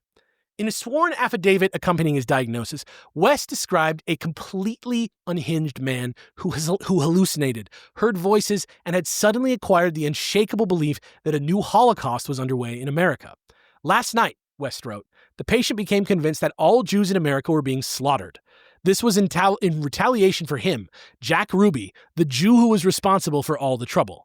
The delusions were so real that Ruby had crawled under the table to hide from the killers. He said he'd seen his own brother tortured, horribly mutilated, castrated, and burned in the street outside the jail. He could still hear the screams. The orders for this terrible, quote, pogrom must have come from Washington. West said that the trouble had started sometime in the evening before the exam when Ruby ran headfirst into his cell wall in an apparent suicide attempt. But Ruby's jailer, Sheriff Bill Deckard, shrugged it off as a cry for attention. He rubbed his head on the wall enough that we had to put a little merthiolate on it. That's all. Merthiolate. Yeah. But amazingly, though, I'm not sure who will ever know if he recognized him as the weirdo who tried to be appointed. But amazingly, though I'm not sure we'll ever know if he recognized him as that weird guy who tried to get put on the case like super early, Judge Brown did not like this. He did not like this diagnosis from Dr. West.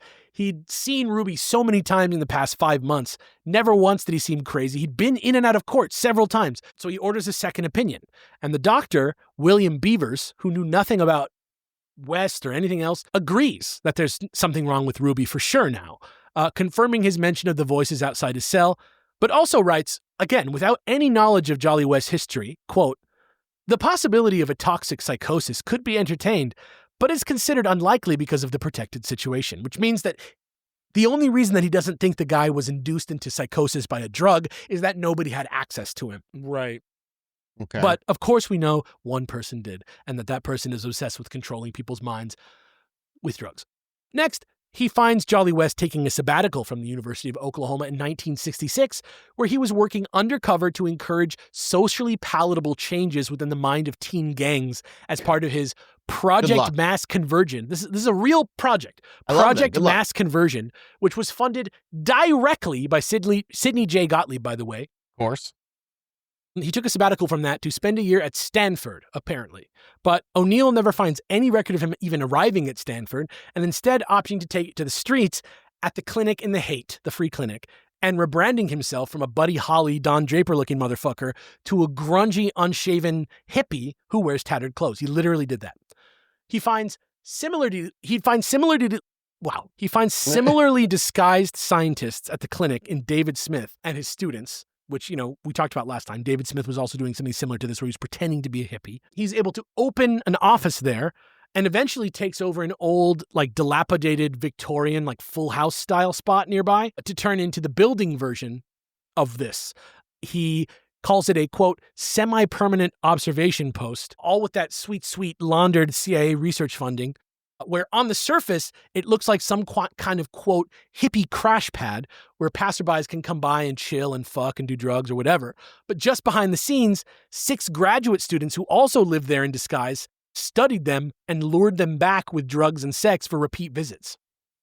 So, according to O'Neill, the costumes that West was wearing were cynical. He didn't take hippies very seriously. He was wearing Halloween costume hippie clothes. And the graduate students of his weren't having the most legit time either, according to Kathy Collins, who was one of those graduate students. And she says, quote, "When Crashers showed up, no one made much of a point of finding out about them. What the hell have I got myself into, and what the hell is Jolly doing? It's like a zoo. Is he studying us or them? The rest of us tended to look to them in trying to understand what we were supposed to do or what Jolly wanted. Their general reply was that this was a good opportunity to have fun. I gathered that they did. They spent a good deal of time stoned. I really don't know whether to laugh at Jolly or take him seriously. I feel like no one is being honest and straight, and the whole thing is a gigantic put-on. What is he trying to prove? He's interested in drugs, that's clear. What else?" So that's one of the actual students that was there who just had no idea what the fuck they were even doing there. Anyway, O'Neill keeps digging deeper into this guy, partially because he already interviewed him just purely by coincidence years earlier as an expert in an article about celebrity stalkers. And then one day on August 25th, 2001, while looking through some research papers by Jolly West in the UCLA library, he finds a stack of letters. In the midst of a bunch of other things, he finds a stack of letters between Jolly West and somebody who seems to be his CIA handler, going by the name Sherman Grifford, which you may be able to guess by the initials was a known and established cover name for Sidney Gottlieb himself. So this is a bunch of letters between Jolly West and the literal head of MKUltra. This is not he might be involved. He is fucking writing letters to the man. In one letter, and everything. Dude. Yeah. In one letter from 1953, he describes wanting to discover effective methods of hypnosis and drug-assisted interrogation on unwilling subjects, and using similar methods for inducing amnesia or modifying the subject's memory of such events afterwards, or even implanting entirely new false memories, which could be used for everything from confusing a subject's account of events to making them unwitting secret message carriers to, quote, inducing in them specific mental disorders. He even described all it accomplished was making a few people fucking lose their grip on reality, and somebody killed themselves. Or he changed history in the course of the JFK investigation and destroyed hippies off this earth. He even described wanting to permanently reverse someone's loyalties and ideology. And even more, he enthusiastically pushes in the letter for, quote, practical trials in the field, and mentions the desire to, quote, cut down considerably the number of people who can properly call me to account, as well as some sort of legal carte blanche. That's what he wants. This is all happening, too, because they're fucking convinced Russia has already figured it out. Yeah. They truly believe Russia already unlocked mind control, and that's why that's what they're fucking telling the government anyway, and that's why this is all during the Cold War and shit. You know what's even crazier about that is when you think about it, looking back, we did all of this insane shit, like all these weird testings and all this trying to like mind control goats and all sorts of weird drug stuff. All of this wasn't, even though it was definitely sold as America, we have to defend our way of life. Yeah. But our way of life, what we were defending and what we were willing to do anything for, was just, we were scared of communism. Capitalism is the way to go. Money was the root of all of that insanity. Was just like, we don't want them to ruin capitalism. Like, the rich don't want to have to share their wealth with people. Like, that's crazy when you think about it. It wasn't about America and like freedoms. It was money. No. It took 200 years to get rid of cigarettes. Right. He also, in this letter, he also mentions both paying servicemen for their time as experimental subjects and also experimenting on others who may be unwilling, unwitting, or both for free, especially as a means of getting around red tape and saving money. Gottlieb, for his part, writes back saying he'll give him everything he needs and more, adding that, quote, "My good friend, I had been wondering whether your apparent rapid and comprehensive grasp of our problems could possibly be real. You have indeed developed an admirably accurate picture of exactly what we are after. For this, I am deeply grateful. We have developed quite an asset in the relationship we are developing with you." And this is just the beginning. By 1954, the letters reveal that West has lied his way into a concurrent position as head of the psychiatry department at the University of Oklahoma School of Medicine while he's still working with the government. Does work for Gottlieb both on base and on campus as a civilian at the same time, which is not cool to do off the record. And within 2 years, he claims in a paper, which O'Neill notes was marked classified, that he has discovered a way to replace someone's real memories with fake ones.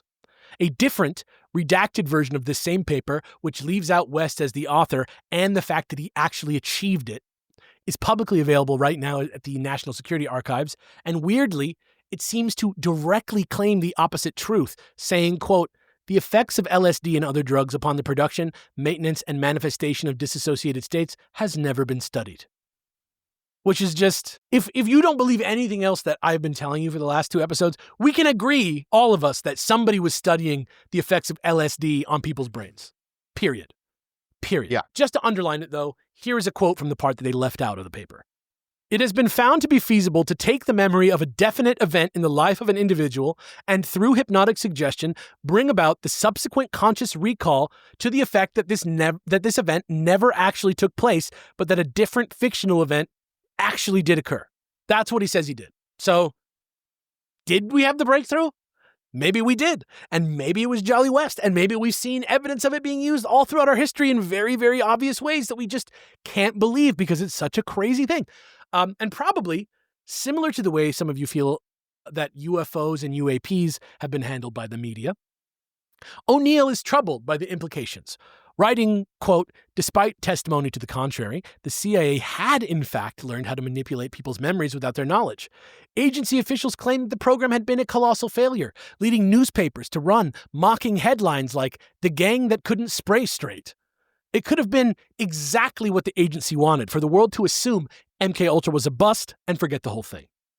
And we know that they're doing that with other stuff, so it's not that out of the question.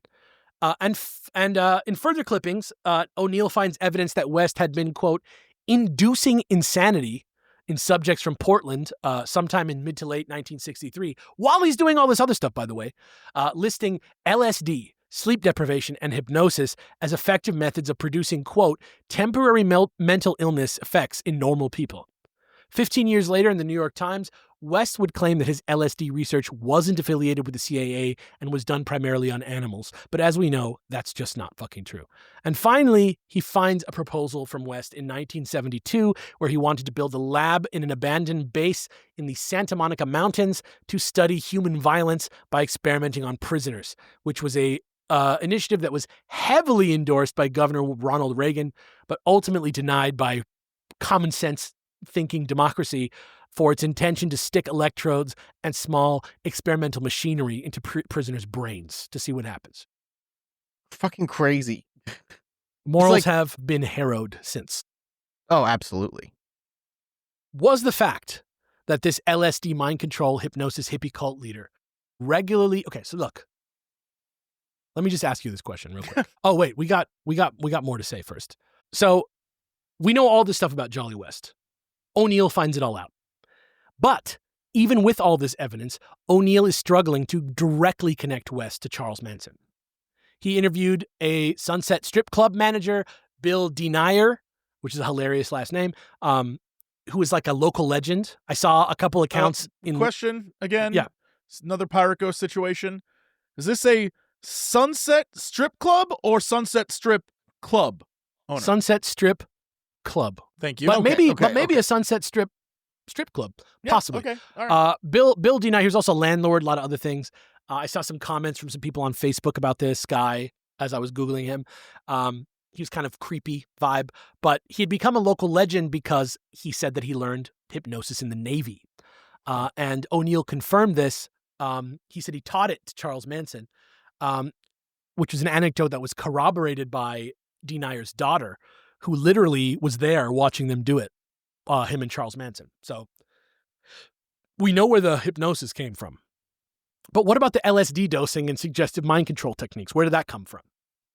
Was the fact that this LSD mind control hypnosis hippie cult leader regularly visited his LSD mind control parole officer, who had an office with another LSD mind control researcher, and where there was also the MK Ultra brainwashing expert, who was disguised as a hippie to study hippie LSD and mind control in a shady free clinic secretly funded by the CIA, enough to give you an idea, maybe, of where Manson may have gotten his LSD brainwashing techniques. Do you think it's possible that we might know the answer to that question? Or do you think that's all the implication just is that big...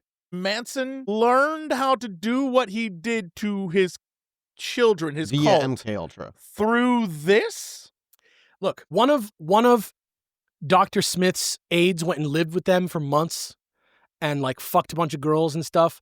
They were talking about breaking the law in order to get things to happen. We know that the government was somehow keeping these people out of jail for some fucking reason, involving this guy, Roger Smith, from this free clinic. You know, when they all got arrested, he sent this guy out to like get them. He adopted the baby. Like, somebody's taking care of these people. But maybe they taught him to see what he would do with it, rather than for him to do it to his own ends, right? Like, there's not really any confirmation about any of this, but just that situation, right? Charles Manson is there. 3 different guys are there who are all LSD mind control guys. One of them is the guy who has speed dial with Sidney Gottlieb from MK Ultra. They all study LSD. We know that their whole op is funded by the CIA. We know that they've all done a bunch of other stuff that's been funded by the CIA. And we're like, how did Charles Manson get involved in this? What is the truth of this? I think, honestly, things to keep in mind. Charles Manson talked a lot of shit. He said a lot of things about himself that just weren't true. True. And I also think it can be true that maybe that aspect of like MK Ultra may have had an interest in him and like maybe met with him, but were probably like maybe not him. Every person with authority in that entire free clinic is a CIA-funded LSD psychological mind control researcher. Yeah, they also were running a literal brothel house that MK Ultra was. Yeah, when Manson they were messing with a lot of people. When Manson went to LA, Smith's research assistant housed all the girls that he left behind and continued to look out for him even after he left San Francisco. All the stuff about the parole shit, all the stuff about getting them off for all the crimes that they've been doing, that was after they left San Francisco. That was all after that. The San Francisco stuff was in 1967, and then for 2 to 3 years after that, these guys were keeping them out of jail, letting them do what they wanted to do, even while they were murdering people and doing arson and kidnapping the fucking police chief's son and who's 15 and getting him fucked up on drugs and fucking the shit out of him. It just doesn't make sense. That's all I'm saying. And that's the point.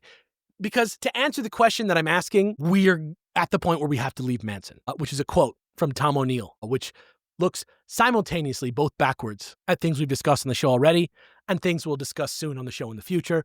And fuck it, let's just have Mathis read this one because it's Mathis time. Okay. We're almost done here, guys. We got one more section left. Libra Don DeLillo's 1988 novel about Lee Harvey Oswald features a character named Nicholas Branch, a retired CIA analyst tasked with internally reviewing the agency's conduct in the JFK assassination once and for all. The assignment swallows him for 15 years. The agency pays for the construction of a lavish, fireproof home office, which becomes to Branch the book-filled room, the room of documents, the room of theories and dreams. He reposes in a glove-leather armchair surrounded by shelves and filing cabinets bursting with folders, cassettes, legal pads, and books. Branch sits in the data spew of hundreds of lives. He comes to feel that the past is changing as he writes.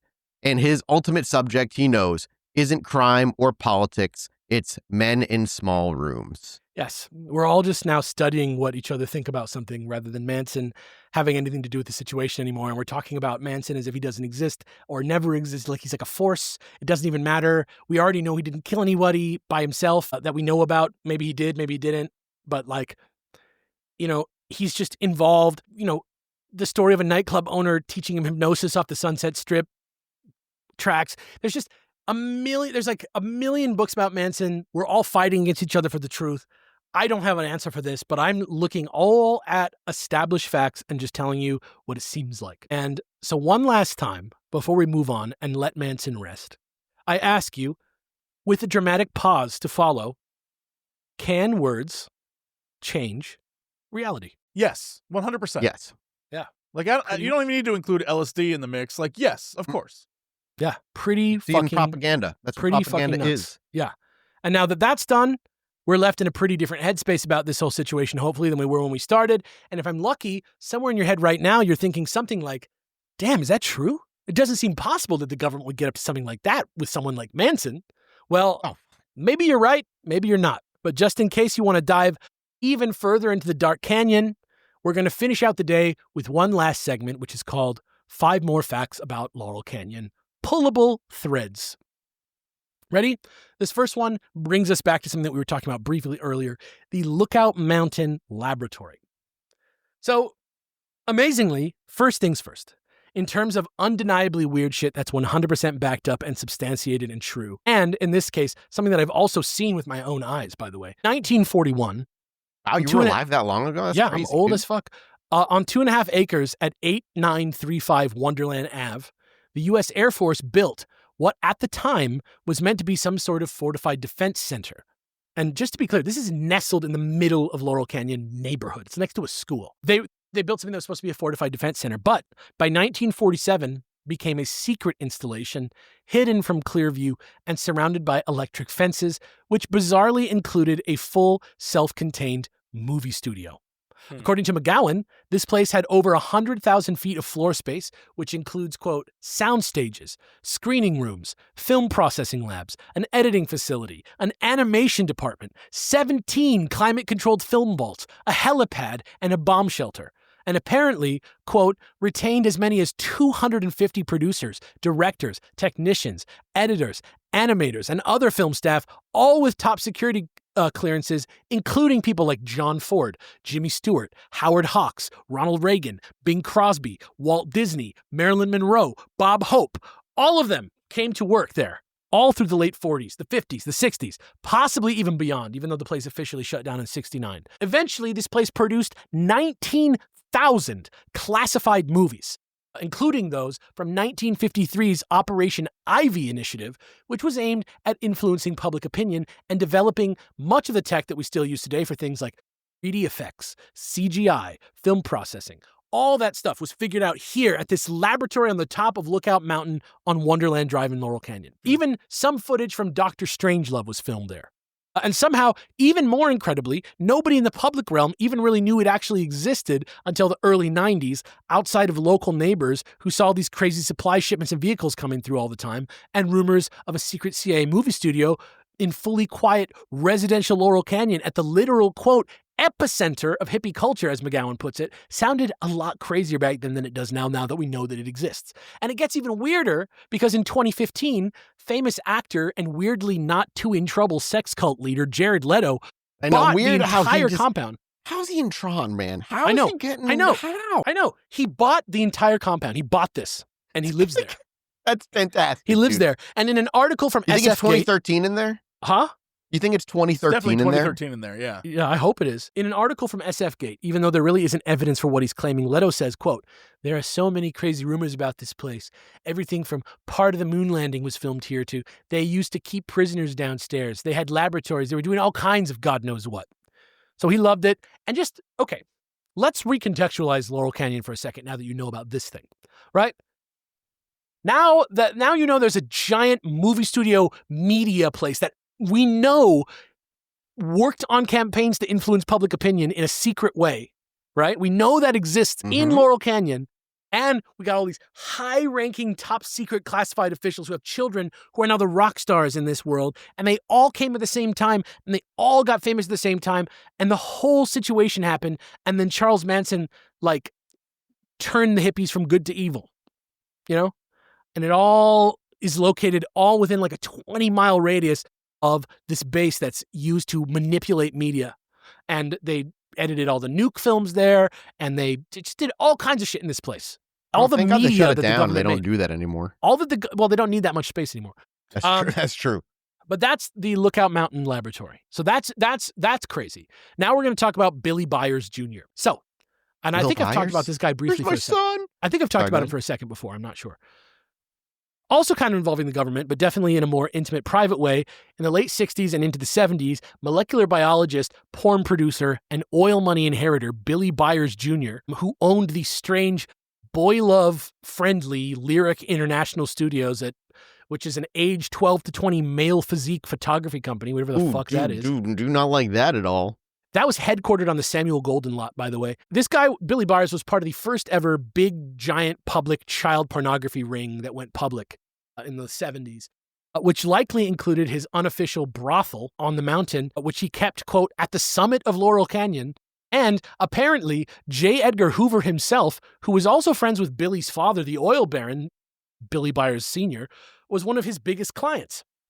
With him and his second-in-command possible romantic partner person, Clyde Tolson, who you probably know about, were known as Mother John and Uncle Mike, respectively, up at the brothel. And according to some of the sex workers who gave their testimony in the 1973 child porn bust, they were there a lot. Normally, it's hard to give these types of stories any credibility, but Byers and Hoover's relationship is extensively reported on. Tolson and Hoover's relationship is almost fact at this point, and Byers is often also referenced by JFK assassination theorists because in the summer of 1964 and 1965, while staying with J. Edgar Hoover at the Hotel del Chato in La Jolla, California, where he was also likely supplying Hoover with sexy boys, Byers At least claims they were keeping those boys in crisp mountain air like all good sexy boys need. Sure. I asked him, do you think Lee Harvey Oswald did it? And he stopped and looked at me for quite a long time. Then he said, "If I told you what I really know, it would be very dangerous to this country. Our whole political system could be disrupted." That's all he said, and I could see he wasn't going to say any more. So that's Billy Byers. So now we know also that J. Edgar Hoover, whenever he was in LA, because he came for horse races every year, he was in the same area near the secret base getting sex workers. And there was a whole child porn ring going on up there also. Next subject that we're going to talk about is glitch out of the child porn, dude. Get out of there. Are the Doors a serious version of the Monkees? That's the next question. The Doors. What? Okay. Because I told you we were going back to Jim Morrison. This is we're jumping. Now, first, before we get into all of this, let me read this quote to you from McGowan, who is commenting on the fact that Jim Morrison ended up fronting one of the most popular rock bands of all time as someone who never cared about music, never sang, never went to concerts, or even really played an instrument. So here we had a guy who had never sang, who had, quote, never even conceived of the notion that he could open his mouth and make sounds come out, who couldn't play an instrument and had no interest in learning such a skill, and who had never much listened to music or been anywhere near a band, even just to watch one perform, and yet he somehow emerged virtually overnight as a fully formed rock star who would quickly become an icon of his generation. Even more bizarrely, legend holds that he brought with him enough original songs to fill the first few Doors albums. Morrison did not, you see, do as other singer-songwriters do and pen the songs over the course of the band's career. Instead, he allegedly wrote them all at once before the band was even formed. As Jim once acknowledged in an interview, he was, quote, not a very prolific songwriter. Most of the songs I've written I wrote in the very beginning about 3 years ago. I just had a period where I wrote a lot of songs. And crazily enough, there isn't really any answer to how this is possible. But McGowan goes out of his way to explain that he does not just mean lyrics that Morrison turned into songs. They weren't like poems. They were fully written songs like music. And that at the same time, Morrison quickly changed out his preppy square college boy look for something sexy and mysterious that captivated entire venues before eventually getting fat and bearded like me and losing pretty much all interest in music altogether. So to me, this alone sounds like trying to guess someone's mind without evidence, which kind of skeeves me out. But I think it's worth mentioning here because while all the other bands in the Canyon were pretty legit at music and incestual and would like spend all their time like jamming out with each other and hanging out and making new bands together and getting good at that and becoming a band again, Jim Morrison and the rest of the Doors came together after a meeting at a transcendental meditation class. And at the admission of their own producer, Paul Rothschild, not those Rothschilds, but a guy called Rothschild, there's no S in this one, he said that they weren't even good musicians, saying, quote, the Doors were not great live performers musically. They were exciting theatrically and kinetically, but as musicians, they didn't make it. There was too much inconsistency. There was too much bad music. Robbie would be horrendously out of tune with Ray. John would be missing cues, and there was bad mic usage too, where you couldn't hear Jim at all. And unlike other bands who constantly swapped people out and collaborated with other acts and tried new stuff, the Doors just sort of existed exactly as they were right up until Jim Morrison allegedly died. But that is a mystery for another day, which we will not get into because he died in Paris, and that is just... We'll talk about Jim Morrison. We'll talk about celebrities that may not be dead at another time. So you hit the whole episode. Yeah. For now, as much as I love their music, let me just leave you with this quote from Prince David Crosby himself and ask you, where did they get all that juice from? Who was the real talent and how did they hold on to it? Here's the quote. They're making little cardboard cutouts. They hire a producer, they hire writers, and in the current stuff now, they don't even bother getting people to play. Don't bother with that guitar player, bass player, drummer nonsense. The people in those bands can't write, play, or sing. And I know that sounds weird, but if you don't believe me, Google the Wrecking Crew, and you're off to the races on that one, and you'll see exactly what I'm talking about. It's not completely, I mean, Milli Vanilli, right? Isn't there like a... Milli Vanilli was like, they go out and like... Yeah, but it was all fake, right? Like the voices were somebody else's, but that's not what the Doors is. The Doors is like, they got somebody to write the band, and the Wrecking Crew is like a real thing. You'll know, you've probably heard of the Wrecking Crew if you're like a music historian. They're like a group of ringers that people would keep around that would come in and like play the song for you when you weren't good enough to play the song, right? Like when you needed to get it good on the album because people were going to listen to it over and over again, you bring in the Wrecking Crew. People on the Wrecking Crew, you know half of their names. They're tons of people have been in the Wrecking Crew over the years. Like the Wrecking Crew played like Pet Sounds, like they played some, like they're all over music from this time. So look that up. Look into that. Cool. Maybe the Doors aren't a real band. Next subject is, are hippies a psyop? Finally, we're just going to come out and ask the question that we've all been wondering about as like the kind of summation of this whole question. Are hippies a psyop? Like, is it really possible that the storied sons and daughters of some extremely decorated, infamous, and prominent military figures organically created this scene that they have so little in common with? Like what about talented people who don't have military parents? Like, where are they at? Because there's so much evidence that the government actively trying to kill the hippie movement, and they succeeded multiple ways. Think about it this way. If the government Nepo kids did come to Laurel Canyon as a simple act of rebellion against their upbringing, where were the protest songs? Where was the activism? Why did they downplay their origins instead of forsake them openly? Well, common wisdom. If you're a rich Nepo kid, you're going to act out, but then you still want that cash. You still want money. But if you think about hippies who aren't famous, right? Common wisdom tells you that the hippies sprung up to protest Vietnam, like as a response to it. Like they sent half the kids off to Vietnam. So hippies were like, hey, man, like, what about love and understanding, right? But really, in his book Hippie, counterculture expert Barry Miles explains that while there were some anti-war hippies at protests, quote, on the whole, the movement activists looked on hippies with disdain. And in fact, the documentary Hippies from the Pre-Ancient Aliens History Channel goes even further down this road, explaining that, quote, some on the left even theorized that the hippies were the end result of a plot by the CIA to neutralize the anti-war movement with LSD, turning potential protesters into self-absorbed navel gazers. So with that line of thinking, what you're saying, it goes exactly along with it, right? Like maybe the hippie as we know it is the end result of a psyop to take the teeth out of the left. And in fact, it's like when you look at the left now, there are people who are like, hey man, we gotta, change this, and this. And then there are other people who are like, yeah, but the person you put in charge, I don't agree with them, so I don't agree with you. Like there's like, yeah, it's always fractured. The left loves to fight within each other because of purity. You think that's an accident? No, I think it's human nature. The government. I think the government actively pitted factions of the left against each other. And so you could say, like, oh yeah, the counter-war people and the hippies, because the hippies are just getting stoned all the time. Like, they aren't even in this movement, man. Right. And actually, Abby Hoffman, you know who that is? He's like that activist guy from the Chicago 7. Yeah. He agrees. He agrees with you. He says, quote, there are all these activists, Berkeley radicals, White Panthers, all trying to stop the war and change things for the better. And then we got flooded with all these flower children who were into drugs and sex. Where the hell did the hippies come from?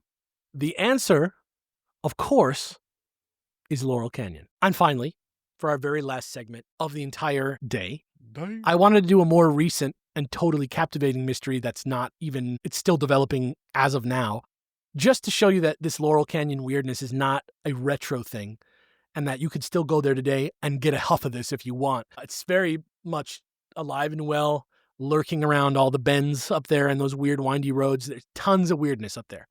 On November 2024, there was a small fire in the home of an elderly Laurel Canyon resident known to his neighbors as William de Rothschild of the European billionaire Rothschilds that Mathis was talking about earlier, who, like Crosby's family or the Romanovs, are just one of those families with a lot of fakers who are claiming to be on the tree as a ploy for some kind of inheritance or some kind of privilege or something like that. However, after a closer look, William wasn't in the official genealogy of the Rothschilds, and investigators soon discovered that a man whose real name is William Alfred Kaufman changed it to William Alexander de Rothschild in 1985, explaining, quote, in the paperwork, quote, I want to take my family name that I prefer to Kaufman. It would simplify my life greatly, taking the name from my mother's side, which no one ever really challenged him on. And he also more recently claimed to have donated a bunch of cars to the Peterson Automotive Museum on Wilshire and Fairfax. Cool. But they have no record of any donations of any kind from him. The LA Times was able to contact Kaufman's estranged brother, Richard, in Oregon, who was surprised to find that his long-lost brother hadn't died closer to the period in the 60s when he disappeared. So his brother's been missing for about 50 years, though he could see him taking the name for what it's worth. And also for what it's worth, all of William's neighbors mostly just saw him as a polite, educated man who carried himself with a slight air of aristocracy and eliteness, and nobody ever had any trouble believing he was from such a wealthy background because over the years, he'd owned something like 50 classic cars. So even if he wasn't a Rothschild, somehow there was money there. He bought his house on Lookout Mountain, 1972, right near Neil Young and Joni Mitchell and Cass Elliot houses, and only called his brother one other time in the early 80s for some kind of weird-ass call, with Richard, his brother, explaining that he didn't explain where he'd gone. I was very surprised. I told him he should get in touch with our parents because they were getting a little older, and he never did. The house is now obviously burnt and fucked up, but it was already quite run down at the time of the fire. Though at one point, the two-bedroom that he lived in was valued at about $1 million. And as far as anyone knew, he never really used his name for any sort of like access or financial gain. Though, talking about how much money he had and all those cars he had, he did marry Margot Merkin, who is the heiress to the budget rent-a-car fortune, who operated their Drive a Dream facility in Beverly Hills back in 1999. So is it possible he was renting cars from the expensive car rental service and making it seem like he had 50 cars? Very possible. Strangely, though, most people who knew Merkin herself today were led to believe that she was not Williams's wife, but actually his sister or his cousin. Like, that was what the thinking was with all the neighbors, because she actually didn't live in his house. She lived up the street a little bit. And she, though she is still alive, did not reply to any interview requests and has not commented on the fire or the subsequent situation. So that's weird. And with that, folks, we are done with Laurel Canyon for now, and we will be retreating north to the hills of Pasadena real soon. So for now, let's leave with a quote from science fiction author Robert A. Heinlein, another prominent Laurel Canyon resident, who was a favorite of everyone from David Crosby to Frank Zappa to Manson himself, who even named his son, with Mary Brunner, Michael Valentine Manson, after the main character from Heinlein's most famous book, Stranger in a Strange Land, which Elon Musk also likes and named his AI after, Grok, which is a word from the Martian language in that book. And of course, Every Little Secret is Real. Look up the Manana Literary Society if you don't believe me.